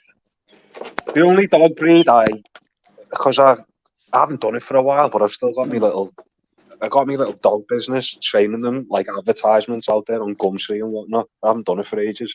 The only dog I've ever had an issue with, where I've said to the lady, I can't do anything with this dog. It's dangerous. It was a Japanese Akita. And it was just a situation where I thought, this dog's going to fucking attack me. It's going to. So I just have to say, I don't know what the hell to do. So you train dogs, Toffee, as well, yeah? Yeah. Okay. I haven't done it for a while. Yeah. I always say to them, I never charge money up front. I always say, if you're happy with the results, I'll then pay me. And no one's ever not been happy. Okay. That's interesting. I knew a family that had 3 Labradors, and the names were still unoriginal. I had to laugh. Goldie, Blackie, and Brownie. Have you got dogs, lads? You haven't, have you, 42? I had a wee, whenever I was living with a witch, we had a dog. It was a mongrel. I don't know what the fuck this dog was, but it had like the length of a dachshund, but the legs were too long. And it was a really weird, lovely wee dog. Absolutely lovely. Yeah. Beagle cross with something probably in it. I haven't a clue. Oh, it had black and white markings like a car. Right. Beagle cross Jack Russell. What the gypsies, they cross them. A girl I know had one. They're fucking hyperactive, man. They won't sit still. No. Yeah, the Jippos use them for like hair coursing and that.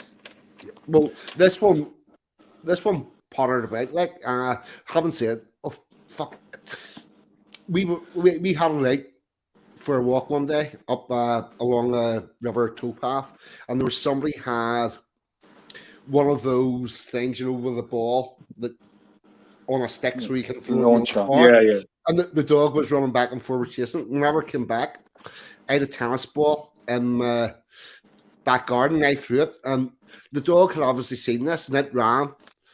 got the ball, brought it back, and threw it again. Brought it back, threw it again. And my dog's back to having no interest in playing fetch. It was like, yeah, fuck, I've tried this and not liking it. We don't play fetch. It was just like, no. Although having said that, if I was kicking the football about with my wee lad, it was fucking all over it. Have you got dogs, Vin, Axel? No, No, I've not- never had a dog. Before I was born, my parents, they had a Labrador, a black one, but it was just not house trained, and they got rid of it after a month. So I've always been a cat person all my life. We grew up with cats, me and my sister. Yeah. But You I like then? dogs. I like all animals. It's a trait in Europeans. Yeah. There was somebody, the crazy cat woman that lives next door to me. She found a ferret the other day in a bin. It seems Found a what? a ferret. Firth. A ferret. What's that? Ferret. Oh, a ferret. Yes, Just your that's- mad accent. yeah. Fair. It took Vincent to translate that, but it had obviously belonged to somebody and got out, and then it just went into the bin looking for food. And there was somebody was walking their dog, and the cat woman was out, and they said, "Here, there's something in that bin." She came over with her like cat basket. Yes, Paca, that's the very fucking thing, like your missus has. Ferret, But- ferret. Yeah, Fair. it went to a sanctuary because it wasn't chipped and they couldn't find out who owned it. So hopefully that's getting housed again. Hey, do you know brilliant. what? Talking about fucking cat ladies, there's 2 doors away from me. I done a little recording of it the other day and posted it on Telegram, but then I felt bad about it.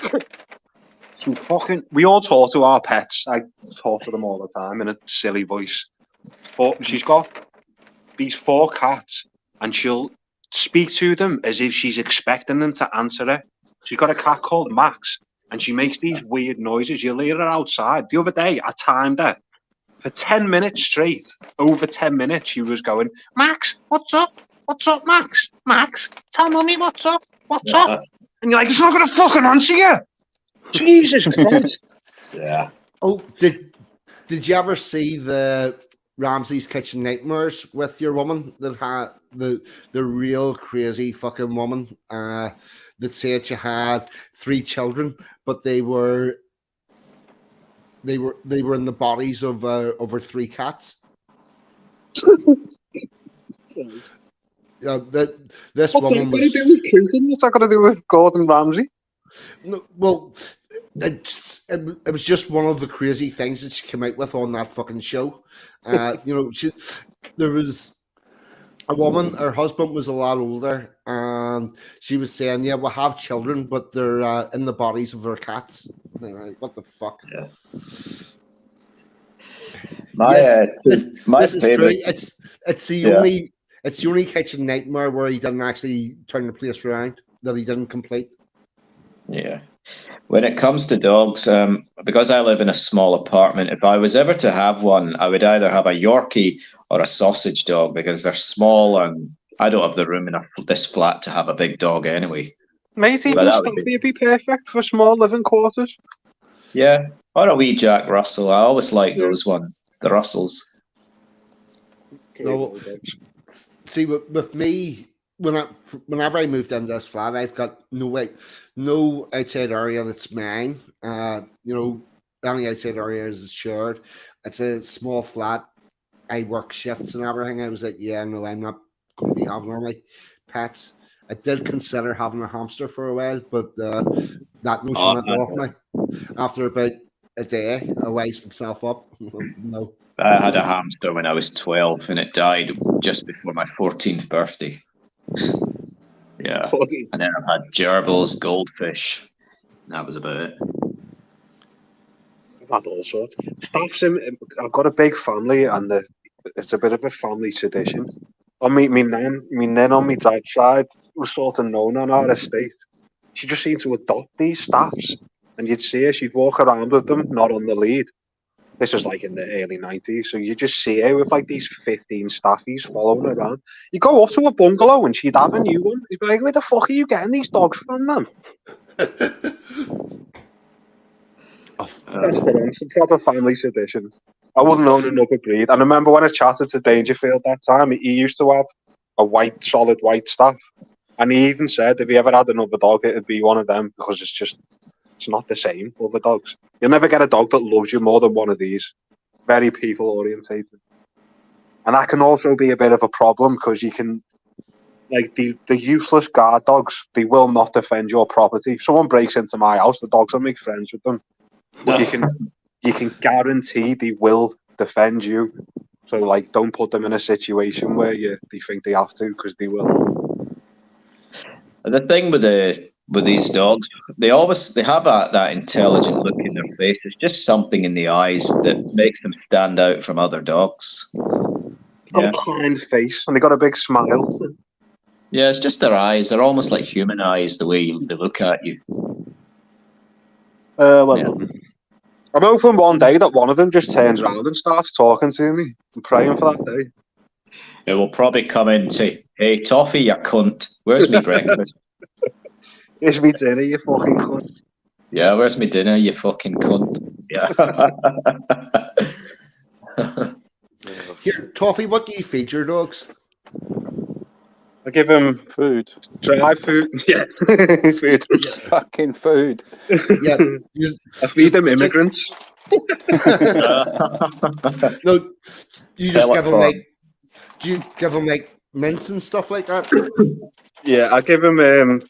There's a butcher's near me, and I've got like a little deal going with him. So he'll give me like cuts, gives me pig hearts and stuff like that. Bit squeamish with them, like, but they love it. Well, usually I just give them like they have dry food in the morning, and then a mixture of dry and wet in the evening. Yeah. I'll tell you what, it's fucking price dependent now. Dog food's literally doubled. Woodlander was talking about it. You know, obviously Woody's all his animals, livestock. He said like feed for all his chickens and whatnot has literally doubled in price. I understand it going up a few fucking pence, like, but Everything's gone up in price. Even as the own wholemeal bread used to be 39p round my way, now it's 69p. It's gone right up. What? Yeah, it's gone Hold on. 30 pence more. Hold on. How much are you paying for a wholemeal loaf? For Asda's own makes 69p. That's their own bread, but it's not really the best. It's a bit breaks apart, but it's gone up 30 pence. That's considerable. Where about 4 months ago it was 49p, and then it's jumped right up to that. It's just too much. what is that? The bread that they bake themselves in the store, or like a package? No, it's packaged. It's sliced brown wholemeal. It's processed. You're not getting a loaf in Belfast for under 150. Okay. Well, there are other brands of brown bread which I like. Warburton's. They're about 129, 149 sometimes. But it's just I'm noticing everything has gone up since this fucking Ukraine war. Everything. Yeah. And yeah, we're paying for that green screen Zelensky to live a life of luxury while we suffer and his own people suffer even more. Do you know what I noticed talking about Ukraine? Fucking hell, this made me chuckle. There's an offie not far from me. I went in there the other day and it says behind the counter, "We do not serve Russian vodka," just virtue signaling. And I thought, anyone who's buying fucking that £9 Chekhov vodka, I don't think they give a fuck about politics, to be honest. Exactly. I think they're just a street drinker. Yeah, they just want to drink vodka regardless of where it's made. The thing is, that was exactly the same here last year in the off sale. There's one near me. I just noticed behind the guy there was no more Smirnoff vodka. There was Glen's vodka, which is made in Scotland, and there was Ukrainian, there was Polish vodka, and I just noticed virtue signaling. Either he sold all the stock off, or he just took it off the shelf to be a virtue signaler. Well, I pity the fool in Belfast that decides that they're not going to sell Smirnoff vodka anymore. Is that a popular brand? Yes, and see if people arrived in their local off license and couldn't access their Smirnoff. Yeah. there'd be repercussions. People will be getting pulled over. People will be getting pulled over counters. We Probably barricade himself in the shop and then fend off the PSNI with empty bottles. Speaking to when I was speaking to Rags and Jack, obviously Jack's an Englishman and he's moved over to Ulster. I'm stuck here for the time being because I've fucking took on the mortgage for this house. But Ulster really does seem like an appealing place to me. It really does. Yeah. I don't want to leave where I'm from, but fuck, if it gets too bad, mate, I'm not hanging around to get fucking stabbed in the street or something. I'm of the same mindset, Toffee. I have some years ago I thought about moving to Ulster, but right now I'm not in a position to do that just now. But it would be my choice of place to go, like the last bastion of something resembling an ethno state. Yeah. Toffee, get yourself over for a visit next July. Is that when you have all the merchant and shit? Yeah. Get yourself over for a visit next July. Come and see the bonfires and the parades. You'll fucking love it. Do you know what? I will, and I'll make sure I will, because it's literally, obviously you've been here, haven't you? 42. It's literally just on the ferry. Piece of piss. It's not far. Yep.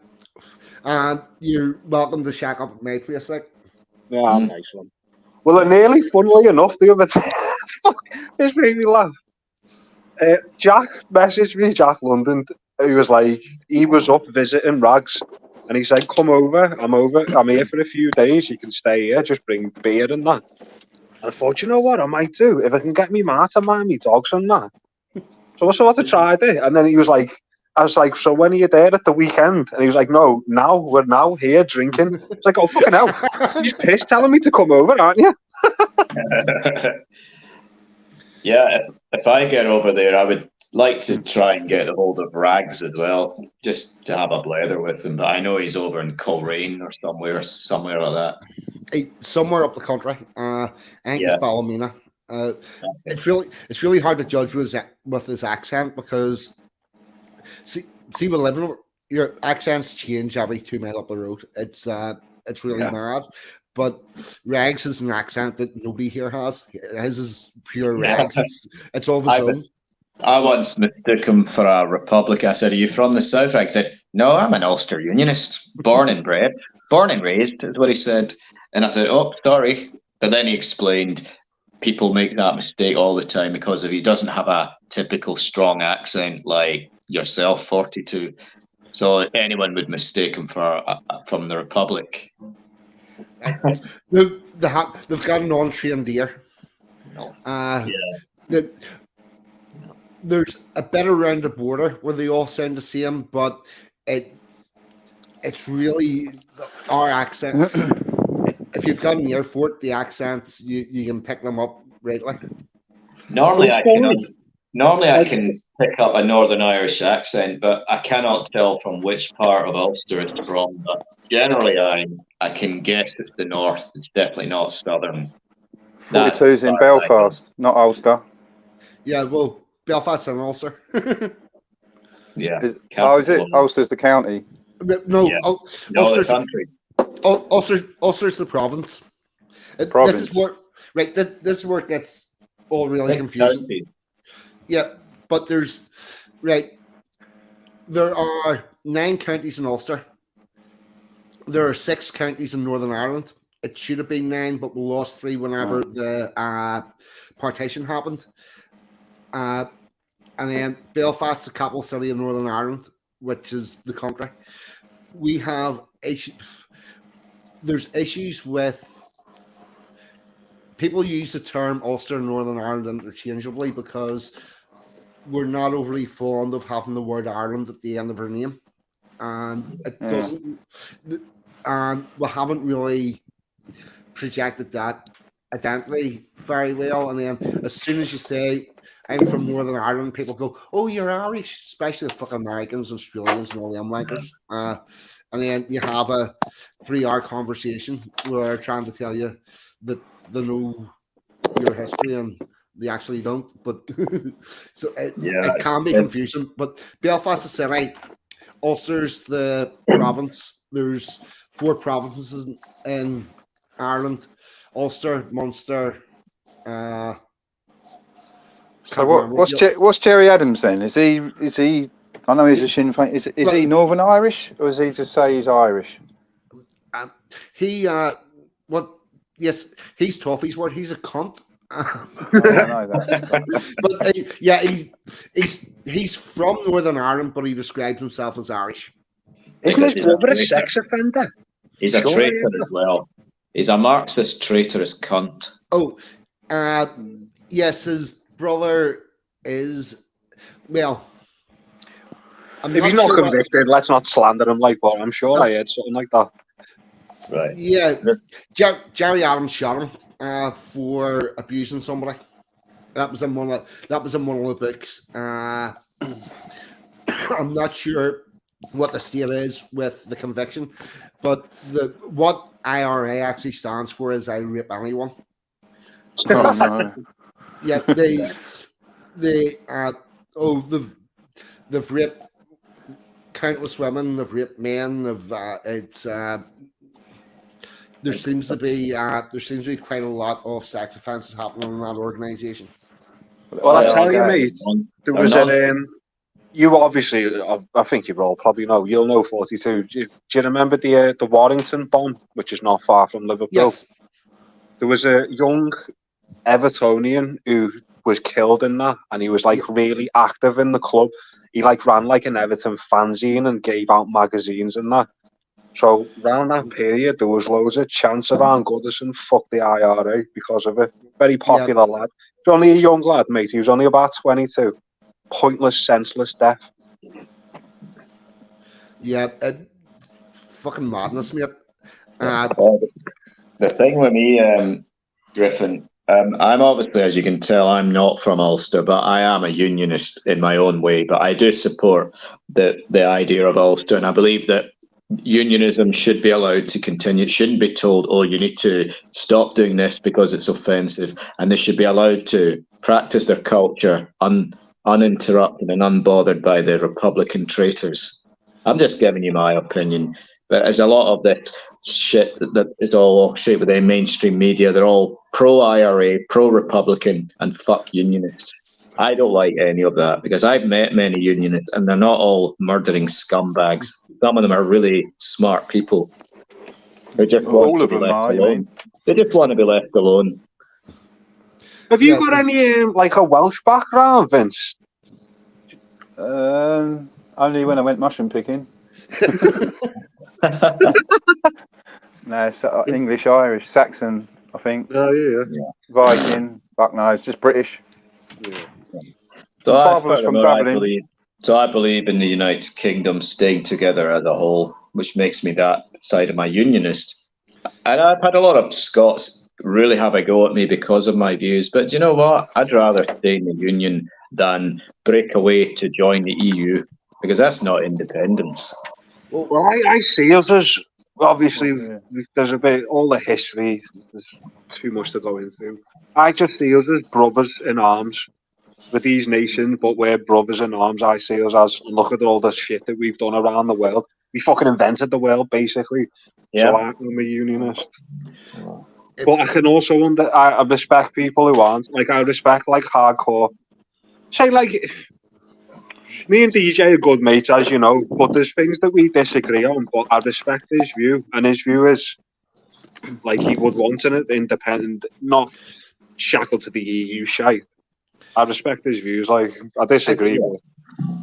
I can respect people that say they want an independent Scotland but don't want to join the EU. But the idea that you're going to become independent from the Union and then join the EU, which is far more onerous and comes with far more conditions, it's fucking madness. Yeah, it's just contradictory. It was a Scottish king who created the Union, for fuck's sake. He was born in Scotland, wasn't he? King James I. James he was Scottish, wasn't he? Yeah. Yep. He was. So anyone who's Scottish who says they don't agree with the Union is a fucking, not having a go at DJ, but they don't know. They're not educated enough. If they did the research, they'd realise who created the Union. Well, it was 1603, the Act of the Act of Crowns, but the Act of Union was 103 years later in 1707, and then Ireland joined over Let me 100, research. less than 100 years later. But Who- yeah, who created the Union flag? Who created that Union flag and joined them flags together? well, Was it not Queen King Anne James? Queen Anne was on the throne when the United Kingdom passed the Act of Union, but the Union flag did exist in 1603, but just Scotland and England. It didn't have the other countries in it. Okay, right, I got But you. it's So a it wasn't. very simple flag. I call it the naked Union flag because it was lacking a couple of marks. Yeah, Welsh but and Northern Ireland. there's no Welsh in the Union flag. Yeah, there is. Red? Yeah, it's a thin The line. Red Cross. Yeah, very the thin white line. St. David. It's just the St. David's. That's it. Yeah, it is there. It's just thin red line. It's I hidden. see there's some lunatic on YouTube, like an SMP, hardcore SMP fanatic. And he did this fucking video, and it was the most cringe, ignorant shit you've ever seen. He was saying the royalty, the concept of the royals is strictly English. It's like, if you've never heard of the Stuarts and Mary Queen of fucking what a stupid idiot. I have no time for people like that. Vince, see that red diagonal cross on the Union flag? That's a Patrick cross. That's the Northern Irish one, no? Yeah, it's the Not Patrick Welsh. cross, which represented all of Ireland at the time because Ireland was one country. The Welsh flags was it top red, bottom white with a dragon. Yeah, It's not in there at all, the Welsh one. You know what they should have done back in 1707? They should have incorporated a small dragon in the centre. That way they could have represented Wales with the dragon, but they just did the other flag instead. No, it's because Wales. It's because Wales isn't really a country. Yeah, it's a principality. Small party England.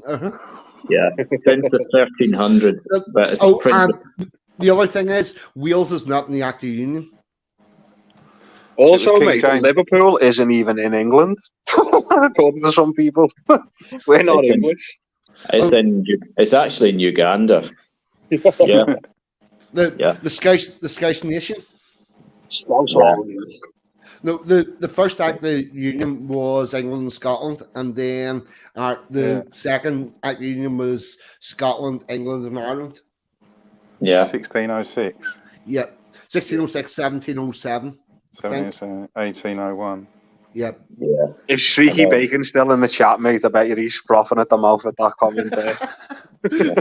And then in a little under 100 years, the shit kicked off in Ireland, and then they became the Free States. Yeah. Oh well, the shit was already going in Ireland. The shit in Ireland goes back to 500 BC, whenever the Celts arrived. Yeah. Oh, I did some research recently, 42. I had no idea in Ireland was a group of warriors called Cairns. They were the main protagonists against the English army until 1600, when they were finally kicked out and defeated. The Cairns? They were mercenary warriors. Right. That's a bunch of came from the Isle of Man and were there for about a week. Whenever you look at the genomes and the DNA, Ireland would have been more Pictish than anything else. Yeah. Well, these were mercenaries. They just took gold and they fought for whoever paid the highest bid. Whoever paid the most, they would fight for them. Well, so they were monks. They were based in the Isle of Man. Yep. The Isle of Man was famous for having mercenaries. Oh, right. It was sort of like you had a lot of Vikings there. You had Manx people there. It was like a melting pot. The other thing is, Ireland never had towns until the fucking towns and large settlements until the Vikings arrived. What did the Irish have? The villages and hamlets? Basically, collections of the first cities were Dublin, Cork, Limerick. Can't remember what the other one was, but they were founded by the Vikings whenever they came in. That's right, yeah. I know Cork was and Limerick were heavily Viking, but I'm not sure about Dublin. But yeah, that's what I hear. talking about Vikings, there's a lot of I don't know if you're onto it. There's a where Liverpool is opposite us over the Mersey. You got the Wirral Peninsula. So Liverpool and there's loads of Viking settlements, and they've all got a similar name. So you got Kirby, everything that ends in B, Kirby, Airby, Greasby. There's so many of them, and they're all Viking settlements. Yeah. And there's a lot of people around here with like names like Ericsson and Ellerington and names like that, all Viking names. Do you know where you've got a heavy Viking influence on the east coast of Scotland, especially in the Scottish slang words? There's a lot of Scandinavian there. Yeah, like bairn means child, but in Norwegian Danish, barn is bairn, kirk, toilet, and just we'll go on and so on. And words like that, they're from the Norse language, so there's a lot of influence on the east coast. It's all fascinating. Do you know what? It baffles me. You know, just like speaking to normies, your mates and that. And I think, how aren't you interested in what's around you? It's just like they just sort of exist. And you're like, aren't you not interested in the history of this area? It baffles me. I can't understand it. No, I'll tell you why. It's simple. They're not taught. They're taught critical race theory, cutting your cock off and taking hormones. That's more important. And they're decolonising the history, so they're not going to get taught any of that. So they don't know about it. Can we tell people, like, an example, just little things, like, there's on my road, right next to my road and a bit further up, there's two post boxes, the red post boxes. Yeah. And they're unique, they're listed, and they're the only two that are designed like that. So I tell everyone it, and they're just like, why are you telling me that? I know people have got a different interest, but I think, why don't you think that's interesting information? You fucking cunt. You Philistine. Yeah, you're walking past history every day. Would you maybe take a bit of interest in it? Yeah. You know, there's a post box in the centre of Glasgow, dates back to Victoria's time. It's got VR on it. And then I did some research and I found that it was actually made in the foundry in 1897. So it's still standing there 126 years later. And it's still a functioning post box. So and it'll be here long after we're gone as well. There's a I think it's a Victorian era one outside Hillsborough Castle in Northern Ireland, because whenever Emma and I were up taking flowers, because that's where everybody in Northern Ireland took lots of places. That was one of the places people went to whenever the Queen passed, and we got a pick of the Victorian post box. I actually saw a post box in Dublin. It had been painted green now, but it was from Victoria's time. But they didn't destroy it. They just repainted it green for the Irish Post. But obviously, whoever was in charge of it saw the importance of having a piece of history rather than destroying everything. So, well, the thing about it is they kept all the post boxes. They painted them green, but they kept them all. They've kept the yellow lines on the side of the road. They kept all the infrastructure. Except they went to kilometres instead of miles. That I just couldn't be dealing with. Oh well, that was the EU made that decision for them. Oh, I know. Yeah, it was. Yeah. I don't understand. I refuse to bother to understand kilometres. If someone says how many kilometres are alien to me, I do things in miles. I grew up with kilometres for the first part of my life, but I'm now more comfortable with miles. For instance, 1 mile would be about 4.5 kilometres, 7 kilometres, 2 miles or so. It's just no, you're way off. 10k is about 10 kilometres is about 6 miles. Well, I gave an estimate, but I just used mileage. 6.2, isn't it? Yeah, something like that. Yeah. Can't fucking remember. I know when I drive to Holland, I'm doing 120 kilometres an hour, but it's only actually 90 or 80 or something. Yeah. But to me, I think that's 110 miles an hour, so I go as fast as I want. Do you know what I'm surprised? I'm actually surprised that the EU did not order the Irish to start driving on the other side, because they tried to do that in the They tried to do that in Britain in the 60s, 70s, but it would prove too difficult. so they retain driving on the left. But the I hope Irish you're also not, drive on the left.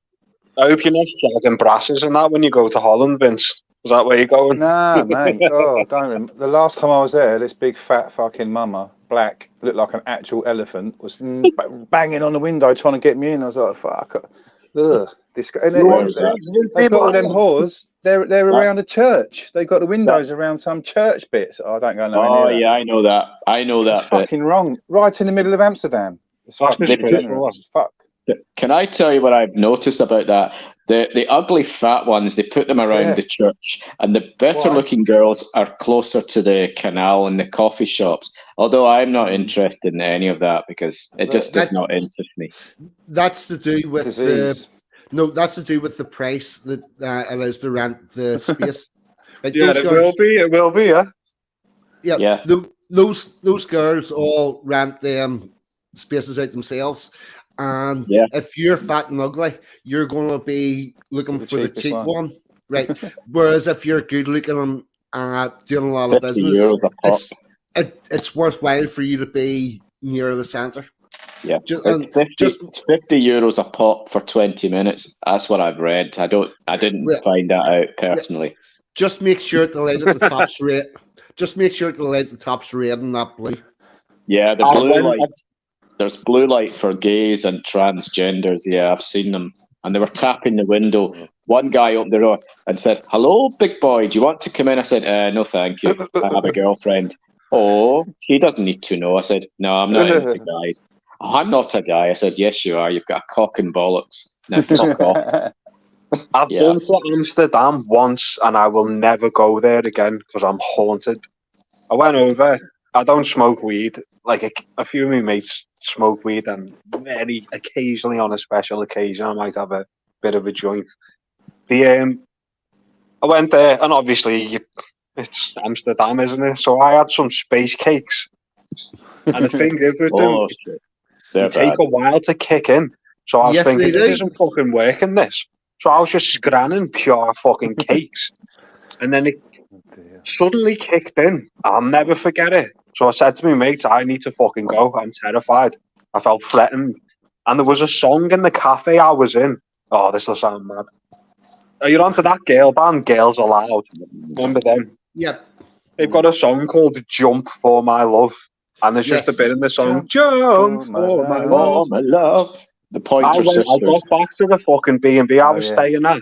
And that song, for like 4 hours, all that was in my head was "Jump for my love, jump for my love." You know you want to, James.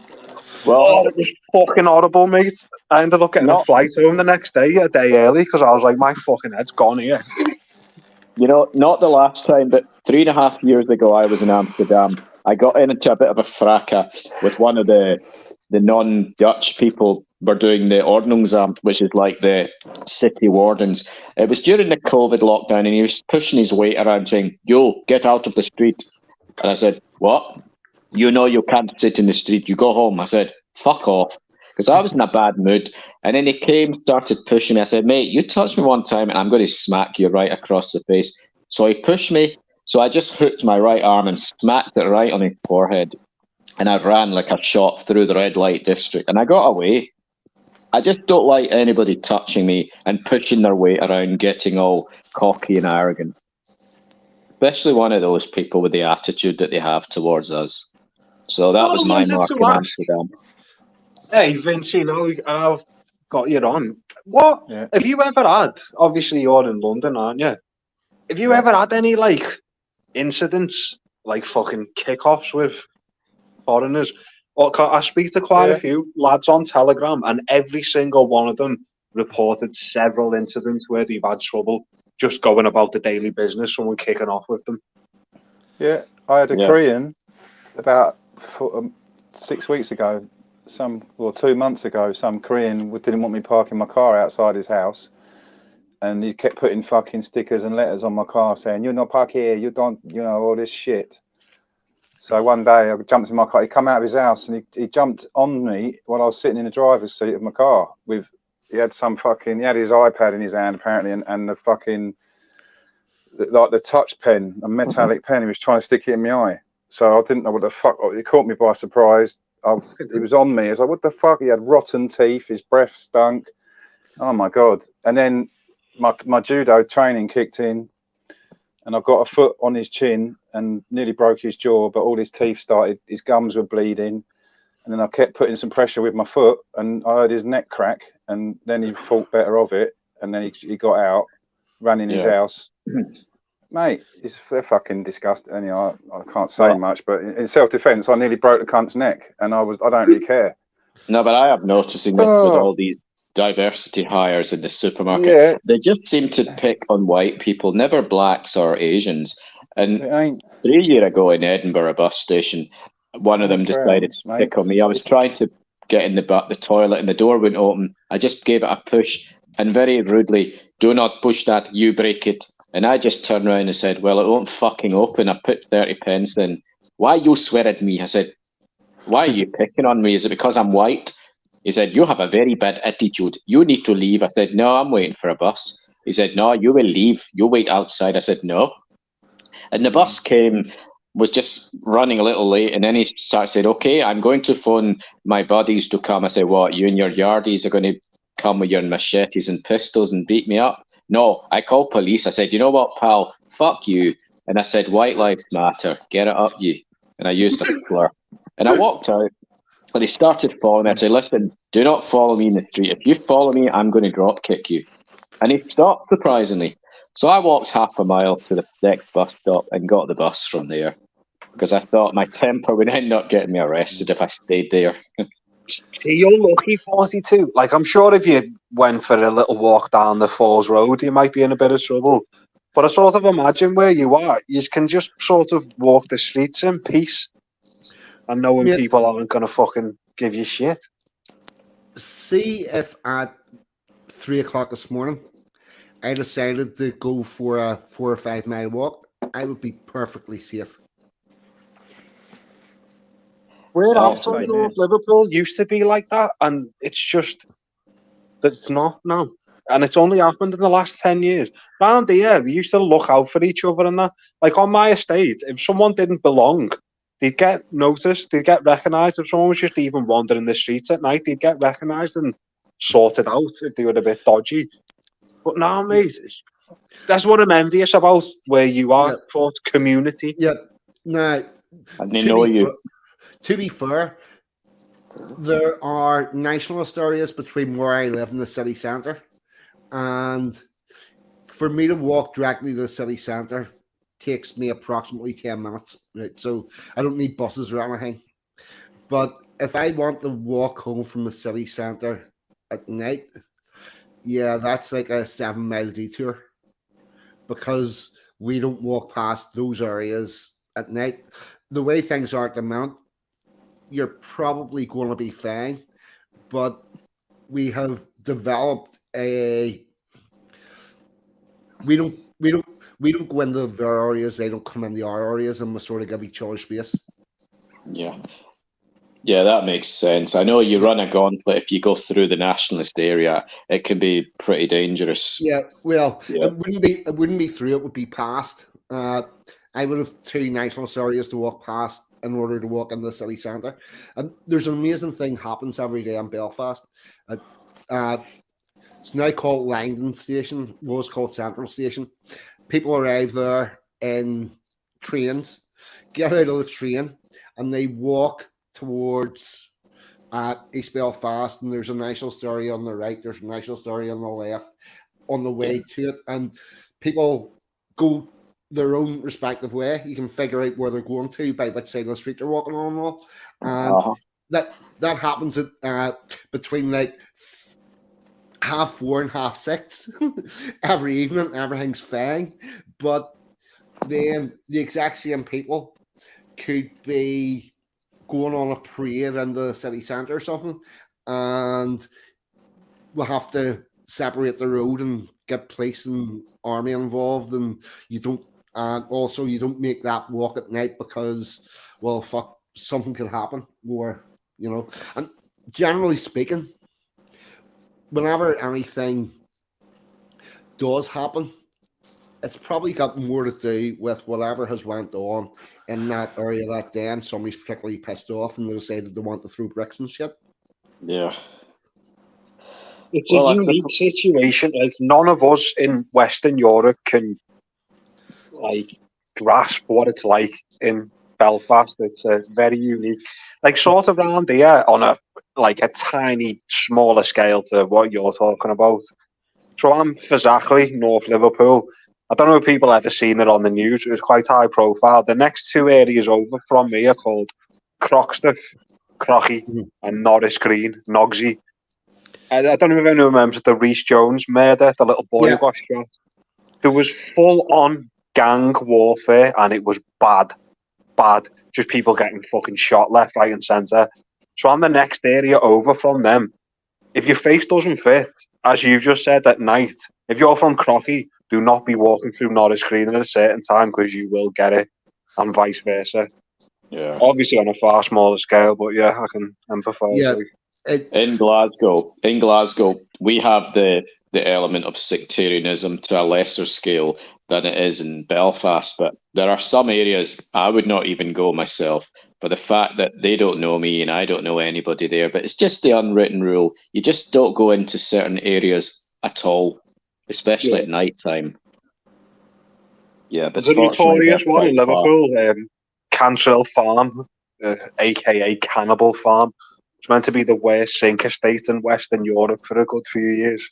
It's not that bad nowadays, but there was a time. Sensum even told a story. He was working around here, and I think he was working with a Scouse lad, and they went on like an offie run to Canny Farm.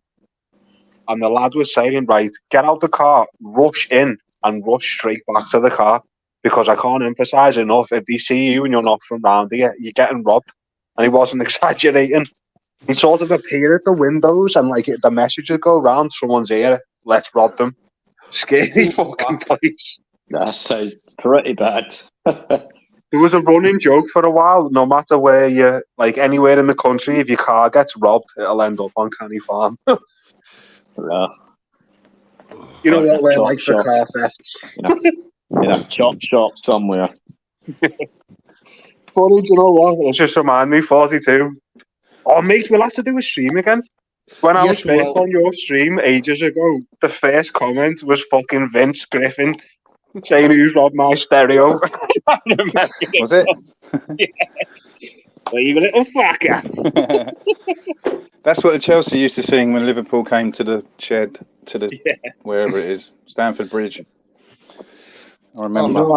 I was thinking tonight we would have the pleasure of Rory Herbert and Paca. They usually come on, but they didn't tonight. They might be listening instead for a change. Yeah. I haven't had a drink tonight, so I'm not as interrupting as I was. Yeah, I'm trying. You've now got me trying to remember the fucking Chelsea song, the Liverpool Chelsea song. It was who stole my stereo? Who stole my stereo? You stole my stereo. You stole, and something about go and get your gyro. Go and get your gyro. That's about Liverpool, not the Everton. All right. It's Everton. That's a Royal. There's a link to Everton and Chelsea, so they wouldn't be slagging him off. Not the same way. Anyway. I didn't know that. Huh? The Blues, isn't they? Oh yeah, the Blues. Yeah. But there's a link. We were talking about it when you was in the Scrubs thing about the link between the national teams who've got the loyalist teams who support England and Britain. Right. There's like West Ham is one, even though they hate Chelsea. West Ham, Millwall, they're still loyalist clubs. And when England go fighting, they all join together, didn't they? The England fans are all of them people. Yeah. Apart from maybe the Stoke, we don't like them anyway. And what was bizarre, me and 42 were talking about it. Everton were traditionally the Catholic club. It was a Catholic club. Yeah. And we've got a church. We're the only, as far as I know, the only team in the world who's got a church in the stadium. And the chapels on the badge. I didn't know that. Yeah. Didn't know that. My dad was raised a Catholic. If they played on a Sunday, they'd kick off late because of Sunday service. And it's weird, but it seems to have flipped on its head. It is strange. I'm 42. Obviously, I'm not But this is just a fact. I've never seen in Goodison Park. There's never been. You know, we all know this fucking stupid thing that gets on my nerves. Scouse, not English. He'd sell stickers in that. I've seen them in Anfield. I've never seen them in Goodison. The BNP used to leaflet outside Goodison and got a good reception, and I don't think they could have done it outside Anfield. Well, they could have done in the 70s and 80s. Yeah. I actually figured this out. Do you know what happened? See, whenever they went to All-Cedar Stadium, and you could no longer, whenever they went to All-Cedar Stadium, the ability to rock up on match day, pay the gate and stand in the cop where the paddock or the Annie Road end, that stopped. And I think that all the Unionist Liverpool supporters were the rock up on the day ones, and all the Irish were the season ticket holders, and they got season ticket holders. I think that's whenever that changed. Yeah, interesting. Because it is strange, because it baffles me that it does seem to have just flipped on its head, and I've never understood why. Because there's been even in my lifetime, there was do you know when, say, the mid-90s, when more black players were getting introduced? Yeah. Everton had this mad thing of keep Everton white, and there was loads of banners, and there was loads of incidents over it. And it just seemed to be Everton and not Liverpool. It's not a surprise that Everton supporters are Rangers and the majority of Liverpool supporters now are Celtic. Yeah, exactly. You know, you don't see you see Liverpool Celtic half and half scarves. You don't see and the hats, the bobblers, I've seen them. Yeah, right. Yeah. And I believe that all really started whenever it went to All-Cedar Stadium and season ticketing. And Probably right, mate, yeah. It's the best thing I've heard, like. I've only ever been to one football match. It was a local team called Partick Thistle. They're just Premier League, but they're just... That's where my ma's from. That's where my ma's family's from, Partick. Yeah, I remember you've told me that. But I've noticed to become more inclined to support Rangers. I have more interest in watching that on the TV than Celtic or the like. And for many years, I've learned many Rangers songs, which some would say are sectarian, but I just think they're funny. They've taken the melodies of well-known songs and they've just adapted words to them. No, I think you'll find that they probably are sectarian songs. They are. Yeah, but I mean, they started off as sectarian songs. There are other things sung to them, but they started off from Ulster. The Celtic Rangers got their songbook from here. Yeah, I know that. Yeah. Here's a bit that confuses me, because I've heard English clubs singing a version of the Billy Boys. You know, the champions all heard, hello, we are Billy Boys. Hello, you'll know us by our noise. I have no fucking clue what these English people are putting in the bit where it's supposed to be, we're up your knees in Fenian blood, surrender or you'll die. But we are the Billy Boys. What do you put in there? I don't know. One of the funniest things I've ever seen, I know it's a bit close to the bone, like, I seen a Rangers fan. Do you know, they've got their names on the back of the top. Yep. So we had Bobby Sands, number 8, nothing. No, actually, it wasn't nothing. It was fuck all. Bobby Sands, 8, fuck all. The other one I seen was somebody with where the name is. He had Big Jack Newcamp. I'll tell you what. Some of when Steven Gerrard, there was a rumor that his bed had been shagged by some notorious gangster, and some of the brutal chants the Everton fans come out with. Imagine trying to play football and you got like 20,000 people shouting about your wife getting bunned. I hear. Yes, question for you. Stevie G's wife, she local to Liverpool, yes? Yeah, Alex Curran. Yeah, would she have been? would she have been of the bead rattling for Eric? What do you mean? Would she have been a Catholic? I think so. Yeah, because she never once went up to watch Rangers play. No, yeah. Wow, yeah. Bloody hell, fucking hell, yeah. I think she was, yeah. That's mad, though, yeah. No, you pointed out. You're right there. Yep, which explains why he left Rangers and went to Villa. Do you know what? A lot of these- I would never say it publicly, but just because I've done boxing for years, I know a lot of boxing attracts like dodgy people, so I've got like a bit of inside knowledge about the Liverpool crime scene, so to speak. I could tell you some things about Stephen Gerrard, but I won't. Yeah, probably don't. Yeah, because we don't want you to be found in the River Mersey with a bullet through you. No, we don't want that. I'll end up in court for slander me. Like. Yeah, because we need our daily dose or whenever of toffee. We can't be without that. So don't go just yet. Yeah. If I go quiet, I've been shot and I'm got some cement boots at the River Mersey. Do you know another thing which seems to have happened a while back? A lot of the English teams, the clubs, they used to have the monkey chants whenever they had black players, but I don't know if that still goes on now. But it was at one time. John Barnes, poor fucking John. When he started playing for Liverpool, they used to throw bananas on the pitch en masse. There was people selling bananas outside the stadium. Yeah. And the ooh, ooh, ooh, ooh sounds, because you hear it on YouTube, the whole stadium making monkey chants. It must be really, it really is, when you think about it, what the fuck? Must be really bad. It's always bad. If there's a crowd of people against you, mate, it's fucking intimidating. It must be your confidence drops to zero when you have, say, 10,000 people going ooh, ooh, ooh, ooh at you. It's the whole point of a lot of the Eastern European teams are even the Italians, like Napoli and that, they're notorious for it. There's a famous picture of that Balotelli crying. He's literally crying. He's black, but Italian, apparently. The whole crowd are just ripping him to shreds. Eastern European fans are they're very prone to a lot of bad hooliganism and things they do. They take it up a notch. They're pretty the Serbs, Belgrade, Red Star, fucking hell, they're bad. I know. I feel right around there, to be honest.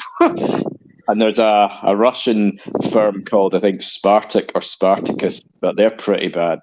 Spartak Moscow, yeah. Yeah, they're pretty bad. Very violent. But the thing that's interesting is they don't fight on the pitch or outside, but they go to remote spots to fisticuff with the opposition, and they bring doctors with them to just check that everybody's all right afterwards. You heard about that?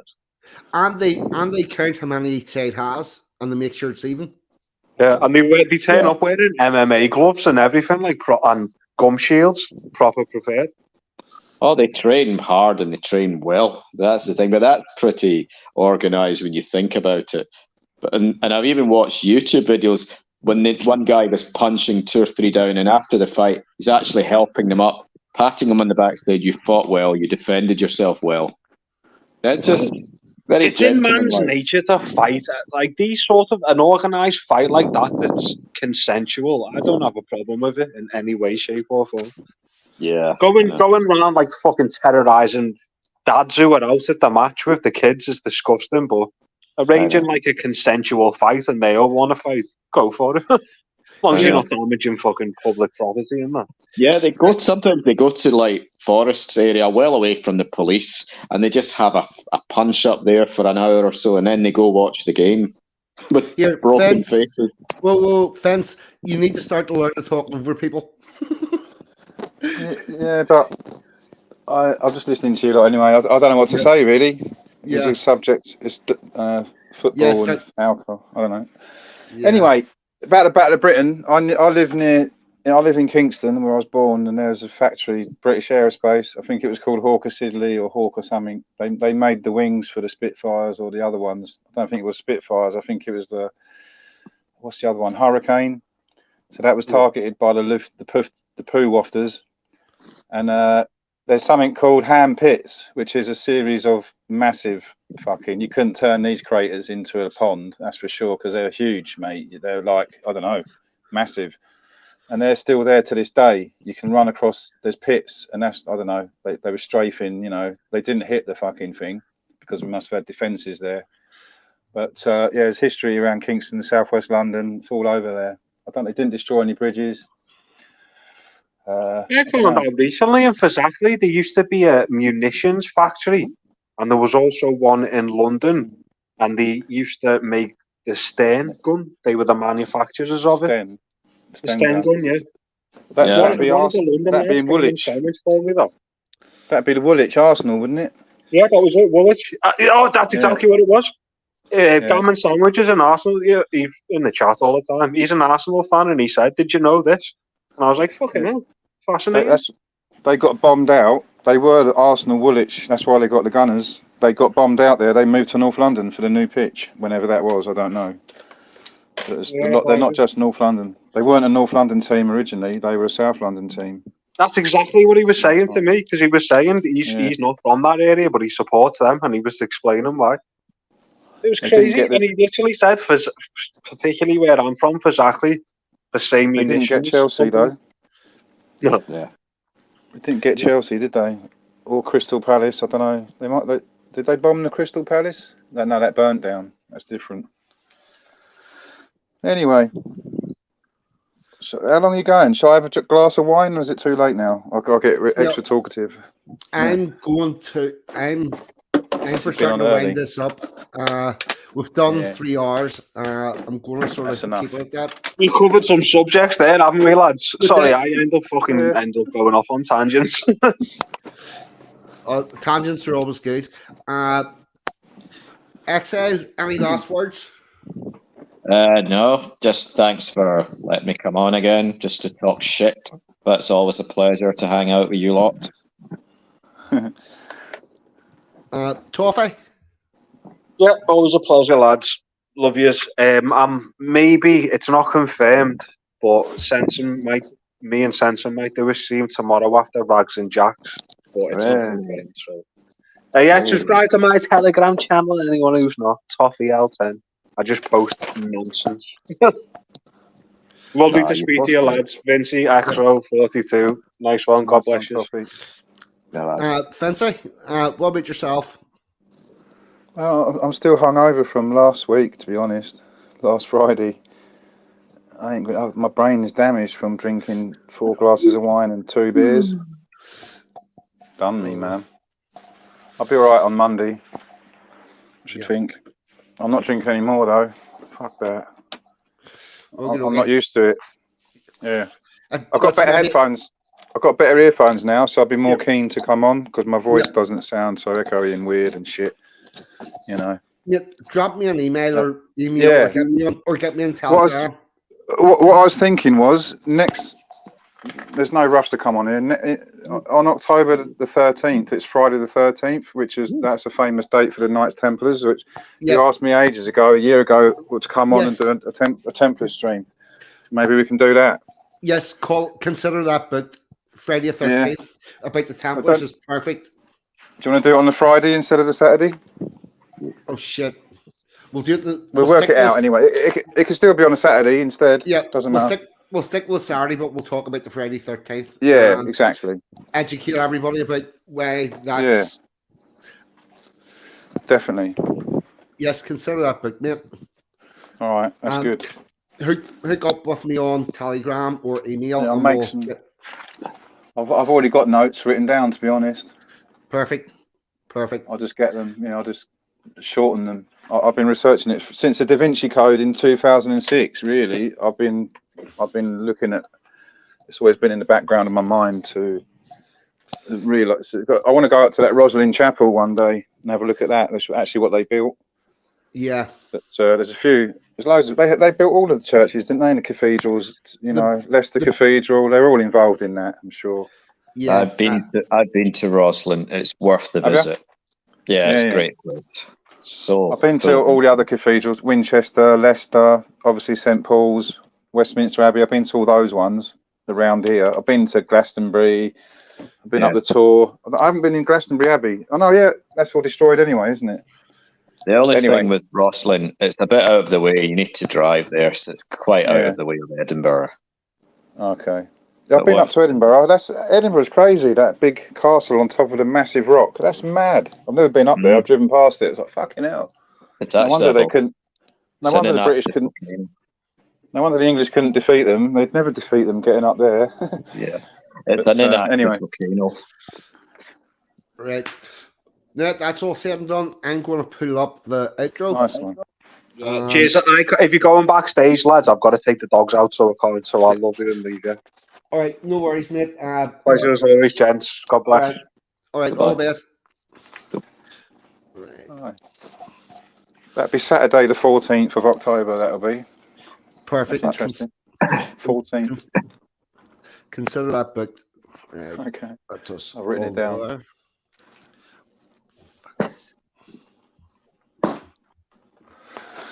Oh.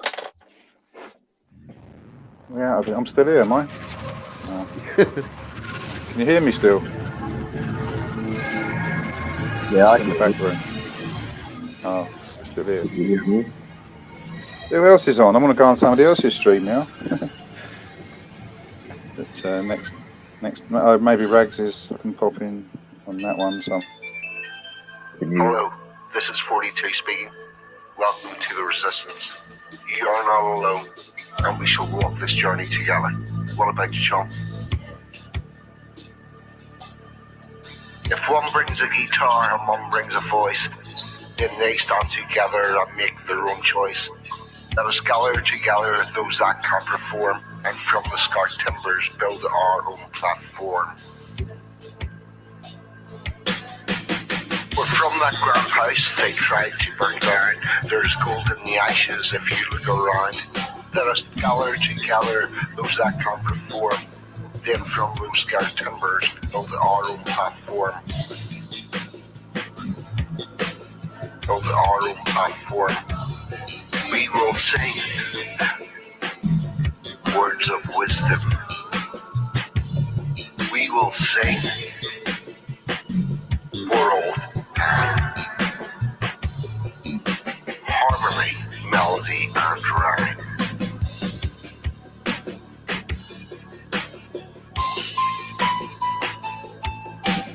We descended from minstrels in old days of yore. We will create a culture as we did once before, forced to stand by as our country was sold. Did you really think we'd leave that story untold? So one brings a guitar and one brings a voice, then they stand together and make their own choice.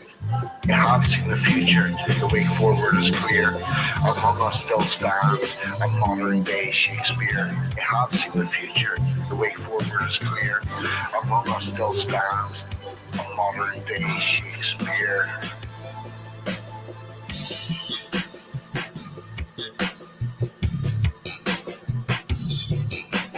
Forced to stand by as our country was sold. Did you really think we'd leave that story untold? We will sing words of wisdom. We will sing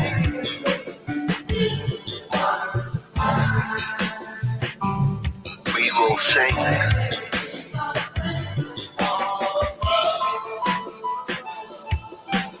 harmony, melody, rhyme. Harmony, melody, and rhyme.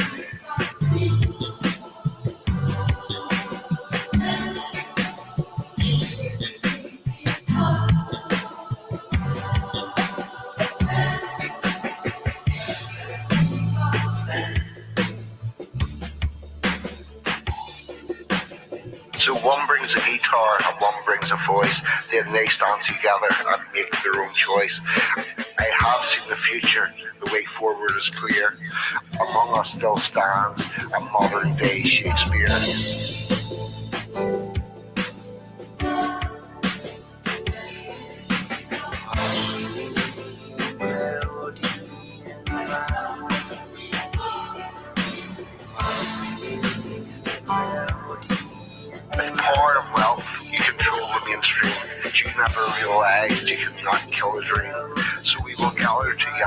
heroes that can perform, and from the scarred timbers build our own platform. You're talking the 42. What about you, chum? If one brings a guitar and one brings a voice, then they stand together and make their own choice.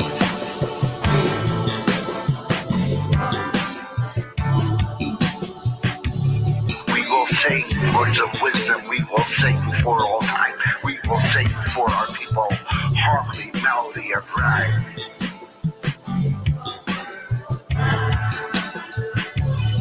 We will sing words of wisdom, we will sing for all time. We will sing for our people with the ancient trilogy of harmony, melody, rhyme.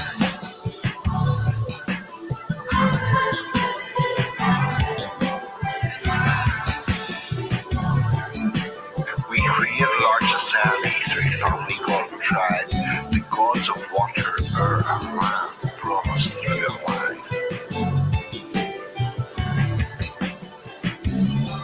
The earth, the moon, the sun, each became a deity in the parts of another trilogy. Is it a coincidence or is it just sublime that we now bring excellence in harmony, melody, and pride?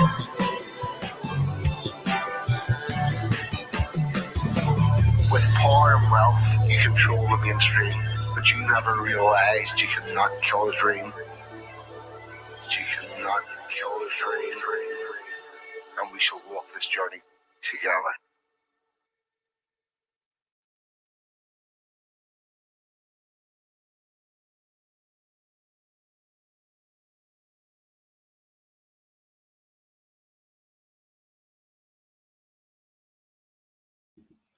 Okay, everybody. Vincent was Vincent. Toffee was Toffee. Exiled was Exiled. I've been 42, and you lot in the chat have as always been fucking amazing. Thank you. Good night. God bless. See you all next week. I'm out of here. Bye.